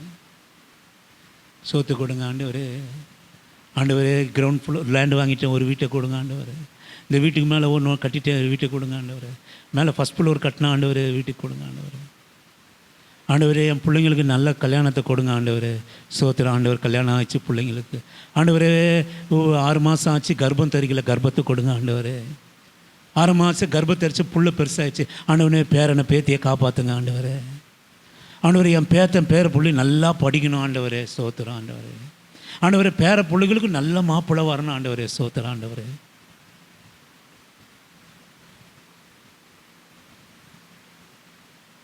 அப்போது ஒரு நாள் வருது, டப்பான்னு எடுத்துக்கொள்ளப்பட்டோம். அங்கே பார்த்தா புருஷனுக்கு நல்லா வசதி வாய்ப்பு இருந்தது, பிள்ளைகளுக்கு நல்லா வசதி வாய்ப்புகள் இங்கே இருந்தது. கழுதுகிட்ட நம்ம பேர பிள்ளைங்க நல்லா படித்து மாளிகை கட்டின அந்த லேண்டு கீண்டு, ஒரு லேண்டுக்கு 2 லேண்டு பக்கத்தில் எல்லாமே ஆண்டவர் கொடுத்துட்டார். அங்கே போன பார்த்தா ஒன்றுமே இல்லைங்க, ஒன்றுமே இல்லை. ஜெபம் பண்ணது புருஷனுக்கு, ஜெபம் பண்ணது பிள்ளைக்கு, ஜெபம் பண்ணது பேரனுக்கு, ஜெபம் பண்ணது பேத்திக்கு, ஜெபம் பண்ணது வேலைக்கு, ஜெபம் பண்ணது எல்லாம். அங்கே போய் பார்த்தா ஒன்றுமே சேர்த்து வைக்கல. எல்லா ஜெபமும் இதுக்கே போச்சு, ஆயுசு போச்சு. உன் ஆத்துமா இன்றைக்கு எடுத்துக்கொள்ளுமானால் ஒன்றுமே இல்லை. நான் சொல்லுவேன், கழுதியை தேட போங்க, கர்த்தர் கொடுத்தது தான். அதே சமயத்தில் பொக்கிஷமான பிள்ளைகளையும் நினைத்து கொள்ளுங்க. எனக்கு அருமையான தேவ ஜனமே, இன்னொரு ரகசியத்தை நான் சொல்கிறேன். நிறைவானது வருகிற போது குறைவானது ஒழிந்து போகும். ஆண்டவர் ரட்சிப்பு குறித்த கவலை, வேதம் வாசிக்கிறது இருக்கிறத கவலை, கர்த்தர் ஆராதிக்கலே இருக்கிற கவலை, நான் யாருக்கும் சுவிசேஷம் சொல்லலை கவலை, ஆண்டவருக்காக பிரயோஜனப்படலே என்கிற கவலை உங்களை நிறைந்து இருக்குமானால், உங்கள் வியாதியை குறித்தும், உங்கள் பிள்ளைகளை குறித்தும், உங்கள் ஆசீர்வாத குறைச்சலை குறித்தும், உங்கள் உணவை குறித்தும், உங்கள் உடையை குறித்தும் ஒரு நாள் ஆண்டவர் கவலைப்பட வைக்கவே மாட்டார். ஏன்னா இருதயம் ரட்சிப்பின் சந்தோஷத்தினாலே நிறைந்திருக்கிறபடினாலே அவைகளை நிறைவேற்றுவதிலே, தேவனுடைய ராஜ்யத்தை நீதியை தேடுகிறதிலே நினைப்பு என்னும் சிந்த கர்த்தருக்கு பிரியமானதை செய்வதே நம்முடைய சிந்தையா இருக்கிற போது மனுஷனுக்கு பிரியமானதை செய்ய என் எண்ணமோ ஏக்கமோ இருக்காது. அப்போ ஆண்டவர் நிறைஞ்சிட்டார்னா, ரட்சிப்பினுடைய சந்தோஷம் நிறைஞ்சிட்டார்னா, அதை குறித்த கவலை வந்துடுச்சுன்னா வேறு எந்த கவலையும் வரவே வராதுங்க. நான் சொல்லுவேன், நீ படாத கவலை மேலே, மாட்டு மேலே ஆண்டவர் கவலைப்பட்டார். ஏன் தெரியுமா? ஏங்க, போரடிக்கிற மாட்டு வாயில் மனுஷன் வாயில் மூடினான், வாயை கட்டினான். ஆண்டவர் இறங்கி வந்தார், நியாயப்பிரமாணத்தை கொடுத்தார். நீங்கள் கொஞ்சம் நினச்சி பாருங்க, தேவசாயலாய் படைக்கப்பட்ட நமக்கு நியாயப்பிரமாணம் ஓகே, ஆனால் ஆத்துமாவே இல்லாத மாடுக்கு ஆண்டவர் கவலைப்பட்டார். ஏன் தெரியுமா? மனுஷன் கவலைப்படாததுனால. ஆமென். மனுஷன் மாட்டை குறித்து கவலைப்படல. எந்த இடத்துல ஒரு காரியத்துக்கு நாம் கவலைப்படாமல் இருக்கிறோமோ ஆண்டவர் கவலைப்படுவார். ஆமென். உண்மைங்க, சத்தியங்க. எந்த இடத்துல உங்களை குறித்தும், உங்கள் பிள்ளைகளை குறித்தும், உங்கள் வசதி வாய்ப்புகளும் நீங்கள் கவலைப்பட்டீங்கன்னா, நீ கட்டையில் போகிற வரைக்கும் நீங்களும் நானும் கவலைப்பட்டுக்கிட்டே இருக்கணும். அங்கேயும் ஒன்றும் இருக்காது. ஆனால் ரட்சிப்பு நிறைவேற, ஏன் ரட்சிப்பு நிறைவேற, அடுத்தவருடைய ரட்சிப்பு நிறைவேற, வேத வாசிப்பு, ஜபம், வேத வாசிப்பு, இவைகளை குறித்ததான ஒரு கவலை. இங்கே படுத்திருந்த ஒரு நாள், ஒரு 10 நாளைக்கு முன்னாடி ஆண்டவர் ரொம்ப கஷ்டப்பட வச்சார். நம்ம தம்பி மேரேஜை பற்றி ரொம்ப கஷ்டப்பட வச்சார். அதுக்கு முன்னாடி 3 நாளைக்கு முன்னாடி எழுந்து அந்த குழந்தைக்காக ஜெபம் பண்ணு சொன்னார். இங்கே இடத்துல உட்காந்துருந்தப்போ, நீ எழுந்து ஜெபம் பண்ண, அந்த பிள்ளைக்காக நீ ஜெபம் பண்ணலையே, நல்லா ஜெபம் பண்ணு அப்படின்னு அந்த சின்ன குட்டி குழந்தைக்காக ஜெபம் பண்ண வச்சார். 3ஆவது நாள் இங்கே படுத்திருக்கிற போது, என்னம்மா பேசிச்சுப்பா அந்த பொண்ணோட அம்மா, என்னம்மா பேசிச்சு அந்த பையனோட அம்மா ஞானஸ்தானத்தை பற்றி. இப்போ ஞானஸ்தானத்தை குறித்தும் கவலை இல்லை, சபை ஆராதனையில் கவலை இல்லை அப்படின்னு என்ன கவலைப்பட வச்சார். இது நிறைந்ததுனால வேற எந்த கவலையும் இல்லைங்க. அப்போ இதுதான் நமக்கு பொக்கிஷத்தை சேர்க்கும். மாட்டுக்கு கவலைப்படாத மனுஷன் உலகத்தில் இருந்தால் கர்த்தர் கவலைப்படுறார், மாடானாலும் சரி. ஆனால் உன் பிள்ளையும் என் பிள்ளையும், நீங்களும் நானும் தேவசாயலாக படைக்கப்பட்டவங்க. உங்களை பற்றியே நீங்கள் கவலைப்படலனாலும், உன் பிள்ளையை பற்றி நீ கவலைப்படலனாலும் கர்த்தருடைய கரம் இறங்கும். ஆமென், இறங்கும். நான் சொல்லுவேன், நீங்கள் கவலைப்பட்டு, நம்ம கவலைப்படுகிற போதே நம்ம பிள்ளைகள் நல்லா இருக்கிறாங்க தெரியுங்களா? ஆனால் நம்ம பிள்ளைகள் மேலே, நம்ம பேர பிள்ளைகள் மேலே, உங்கள் மேலே, என் மேலே ஆண்டவர் மாத்திரம் கவலையை வச்சுட்டாருன்னா எங்கேயோ கொண்டு போயிடுவாருங்க. ஆமென், ஹல்லேலூயா. இனி ஒருபோதும் அற்ப காரியத்தை குறித்து கவலைப்படாதீங்க, மேன்மையான ரட்சிப்பை குறித்து கவலைப்படுங்க. அற்ப காரியத்தை குறித்து சந்தோஷப்படாதீங்க. என் பிள்ளை இதை வாங்கினான், அதை வாங்கினான், அதை பண்ணான், இதை பண்ணான், வேலைக்கு போகிறான், அதை சம்பாதிக்கிறான், இதை சம்பாதிக்கிறான், எனக்கு ரொம்ப கம்ஃபர்டபுளாக இருக்குது. வேண்டாம். உன் பிள்ளைகிட்ட சபம் இல்லையே, உன் பிள்ளைகிட்ட வேத வாசிப்பு இல்லையே, உன் பிள்ளை அழைக்கப்பட்ட அழைப்பில் இல்லையே, ரட்சிப்பு இல்லையே, கவலை. கழுதியும் உலகத்தில் வச்சுக்கிங்க. நான் சொல்லுவேன், கர்த்தரையும் நம்மோடு கூட வைத்து கொள்ளுங்க. உலகத்தில் இருக்கிற வரை இந்த உலகத்தினுடைய எல்லா காரியம் நமக்கு வேண்டும் தான். ஆனால் அதற்காக, இதை பெறுவதற்காக, கழுதியை பெறுவதற்காக சவுலை இழந்து விடாதப்பா. கீஸ் புத்திமானா திரும்பி வந்தான், கழுத போனால் போகட்டும். எனக்கு அருமையான ஜீவதனமே, இந்த உலகத்தினுடைய வாழ்க்கைக்காக உன்னதமான பரலோகத்தை உங்களுக்காக, எனக்காகவும், பிள்ளைகளுக்காக வைத்திருக்கிறத ஒரு நாளை இழந்து போக. அவைகளை குறித்து கவலை நம்ம படுவோமானால், உங்களை குறித்தும், உங்கள் பிள்ளைகளை குறித்தும், உங்கள் பலவீனம் குறித்தும், உங்கள் எதிர்காலத்தை குறித்தும் ஒரு நாள் ஆண்டவர் உங்களை கவலைப்படவே வைக்க மாட்டார். நம்ம ஒரு முறை கூட நான் சொல்லி முடிக்கிறேன், நாம் நம்ம பிள்ளைகள் மேலே வைக்கிற கவலையினால் வருகிற மேன்மை ஆசீர்வாதங்களை விட ஆண்டவர் நம்ம பிள்ளைகள் மேலே நம்ம மேலே வைக்கிற ஆசீர்வாதம் ஒருவரை எண்ணி பார்க்க முடியாது, சொல்ல முடியாது. கண்களை மூடுவோம் இந்த காலை வேளையில். ஆண்டவரே, ஆண்டவரே,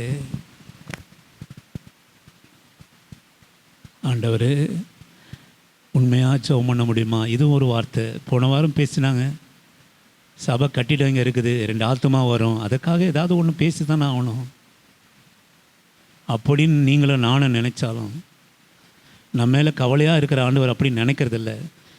சத்தியத்தை சொல்கிறேன், இவ்வளோ பாரத்தோடு கூட உங்களை குற்றப்படுத்தணும், என்னை குற்றப்படுத்தணும், என் பிள்ளைகளை குற்றப்படுத்தணும் அப்படின்னு நான் சத்தியமாக இந்த பலிபீடத்தில் வந்து நிற்கலைங்க.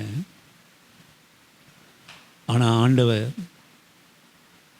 எனக்காகவும், என் பிள்ளைக்காகவும், எனக்கு கொடுத்திருக்கிற சபைக்காகவும், அவருடைய பிள்ளைகளுக்காகவும், பேர பிள்ளைகளுக்காகவும் கவலைப்பட்டதுனால இப்படிப்பட்ட வார்த்தையை அவர் கொடுக்கிறார். இப்படிப்பட்ட வார்த்தையை கொடுக்கிறார். மகனே, மகளே, நீ மனம் திரும்பப்பா. இன்னைக்கு உன் வாழ்க்கையை நீ மாற்றிக்கோ. உன் வாழ்க்கையில் ஆண்டவரோடு கூட இருக்கிற உறவு இல்லையே, இதை வாசித்து நான் என்ன பண்ண போகிறேன்னு நீ நினைக்கிறியப்பா? இதை வாசித்தா எனக்கு என்ன கிடைச்சிரும்? 10 நிமிஷம் ஜெபம் பண்ணால் என்ன கிடைச்சிரும்? மாமிசத்தில் யோசிக்கிறியே. ரட்சிப்பு இல்லையே உங்கள்கிட்ட, ரட்சிப்பு இல்லையே. எக்ஸாமுக்காக 12 மணி நேரம் 18 மணி நேரம் படிக்கிறோமே, ஒரு 2 அதிகாரம் ஆண்டவரை நேசித்து படிக்க சொல்கிறோமா? இல்லை பிள்ளைங்க படிக்குதா? டீச்சர் சொல்கிற வார்த்தைகளை எவ்வளவோ கேட்க வைக்கிறோமே, ஆஃபீஸில் கண்ணு முழிச்சு என்னென்னவோ செய்யணுமே, ஆண்டவரோடு கூட பேசுகிறோமா? செல்ஃபோனில் என்னென்னவோ பேசுகிறோமே, செல்ஃபோனில் என்னென்னவோ பேசுகிறோமே, கதவு மூடின்னு எதோ பேசுகிறோமே. நல்லதாக இருந்தாலும் கெட்டதாக இருந்தாலும் கதவு மூடின்னு ஒரு ஜப சத்தம் கேட்காதா? கதவு மூடிட்டு ஒரு ஜப சத்தம் கேட்காதா? கதவு மூடிட்டு ஒரு ஆராதனை சத்தம் கேட்காதா? ரட்சிப்பு இல்லாமல் மாறி போயிட்டோமா? ஆண்டவரே, ஆண்டவரே, இந்த சம்பாத்தியம், இந்த இது அழகு மேன்மை இதெல்லாம் ஒரு நாளுக்கு போய்டும் ஆண்டவரே. ஆனால் நான் போய் நிற்க வேண்டிய ஒரு இடம் இருக்குது ஆண்டவரே. எங்கள் பிள்ளைகள் போய் நிற்க வேண்டிய இடம் இருக்குது, நீ ஆயத்தம் பண்ணி வச்சுருக்கிற இடம். அங்கே ஒரு பொக்கிஷம் இல்லாமல், ஒரு இடம் இல்லாமல் இங்கே 2-3 இடம் வாங்கி வச்சுருக்கிற ஆண்டவரே. ஆனால் மேலே ஒரு இடம் இல்லை, தள்ளப்பட்டுருவோம் ஆண்டவரே. நரகத்தில் நிறைய இடம் இருக்குப்பா. பிசாசு நிறைய வாங்கி வச்சுருக்கிறான். ஏன்னா அவனுக்காகத்தான் அவங்க பொக்கிஷத்தை சேர்க்கிறோம். அவனுக்காகத்தான் நாங்கள் செல்ஃபோனில் நாங்கள் எல்லாம் பார்க்குறோம். அவனுக்காகத்தான் இந்த உலகத்தில் கழுதியை நோக்கி நாங்கள் ஓடுகிறோம். பெரிய இடத்தை ஆயத்தம் பண்ணி வச்சுருக்கிறோம். அப்போ ஆண்டவர் அங்கே பரலோகத்தில் இடமில்லை போங்க என்று சொல்லணுன்னே அவன் கையை நோக்கி கூப்பிடான், உனக்காக நிறைய இடம் நீயே சேர்த்து வச்சுருக்கிற, வந்து பாருப்பா அப்படின்னும். நிறைய இடம் இருக்குது உனக்காக. நீ பிறந்த நாள் முதல் மரித்த நாள் வரை எங்கே தான் உன் பொக்கிஷம் சேர்த்தவன்னா என்கிட்ட தான். உன் பொக்கிஷம் எங்கே இருக்குதோ அங்கே தான் நீ வரணும். வாப்பா வாப்பா நான் சொல்லுவேன். அது நல்லதாக இருக்காது. அவன் சரீரத்துக்கும் சரி, நம்முடைய ஆத்மாவுக்கும் சரி, நம்ம மனசுக்கு நல்லதாக இருக்காது. நீ முழு நேரமும் செலவழிக்கிறது, ஆண்டவர் உன்னை அதிகமாக உன்னை செலவழிக்க நேரம் கேட்கல, ஒரு தசம பாகத்தை கேட்குறார். வேலை செய், நல்லது தான், வேலை செய், உன் கையை உழைச்சி சம்பாரி. ஓகே, ஸ்தோத்திரம், அல்லேலூயா. ரட்சிப்பை மறந்துடக்கூடாதுப்பா, ஜபத்தை மறந்துடக்கூடாது, ஆண்டவரோடு கூட உறவை மறந்துடக்கூடாது. ஒருவேளை இதில் நான் நஷ்டப்படுவேன் அல்லது லாபப்படுவேன். ஆனால் கர்த்தர் ஒரு நாள் என்னை நஷ்டப்படுத்தாத ஒரு கர்த்தர் இருக்கிறார். பாரத்தோடு ஜெபம் பண்ணுமா, உன்னை மாற்றுகிற ஜெபமாக மாறட்டும், உன்னை மாற்றுகிற ஜெபமாக மாறட்டும். கணவன் வேலை இல்லாமல் இருந்தார், இப்போ 30,000 சம்பாதிக்கிறாரு. ஸ்தோத்திரம், எந்த பிரச்சனையும் இல்லைப்பா. சம்பாத்தியத்தினது அப்படியே என்கிட்ட கொடுத்துட்றாரு, அது அதை விட பிரச்சனை இல்லை. ஆனால் அவரால் நானும் பரலோகம் போக போகிறதில்ல, என்னால் அவரும் பரலோகம் போக போகிறதில்ல. அவருடைய ரட்சிப்பை குறித்து எனக்கு கவலை இல்லை, அவருடைய ரட்சிப்பை குறித்து அவருக்கும் கவலை இல்லை. இப்படி ஒரு வாழ்க்கை நாங்கள் ஓடுகிறோம். ஆண்டவரே, நான் நல்லா துதிக்கிறேன், நான் ஆராதிக்கிறேன், ஞாயிற்றுக்கிழமை நான் சபைக்கு போகிறேன். எங்கள் பிள்ளைகளுக்கும் எங்கள் பேர பிள்ளைகளுக்கும் இயேசுன்னா யாருன்னே தெரியாது. ஸ்தோத்திரம். ஆனால் நான் ஜெபம் பண்ணுறேன், ஆண்டவரே என் பிள்ளைங்க நல்லா இருக்கணும், என் பேர பிள்ளைகள் நல்லா இருக்கணும். ஐயா அல்லேலூயா. அவங்களுக்கு ஒரு கஷ்டம்னா தாளமுள்ள நான் வட்டிக்கு வாங்கின்னு போய் அங்கே சாப்பாட்டுக்காக கொடுக்குறேன், ஆண்டவரே. ஆனால் என் பிள்ளை செத்து போச்சுன்னா, ஒரு நாள் 90-100 வயசில் செத்து போச்சுன்னா அது நரகத்தில் தள்ளப்படணும் நான் அறியாமல் இருக்கிறேன், ஆண்டவரே. ஆனால் நானும் ரட்சிக்கப்பட்டேனா, நானே என்னை ஏமாற்றிட்டு இருக்கிறேன்.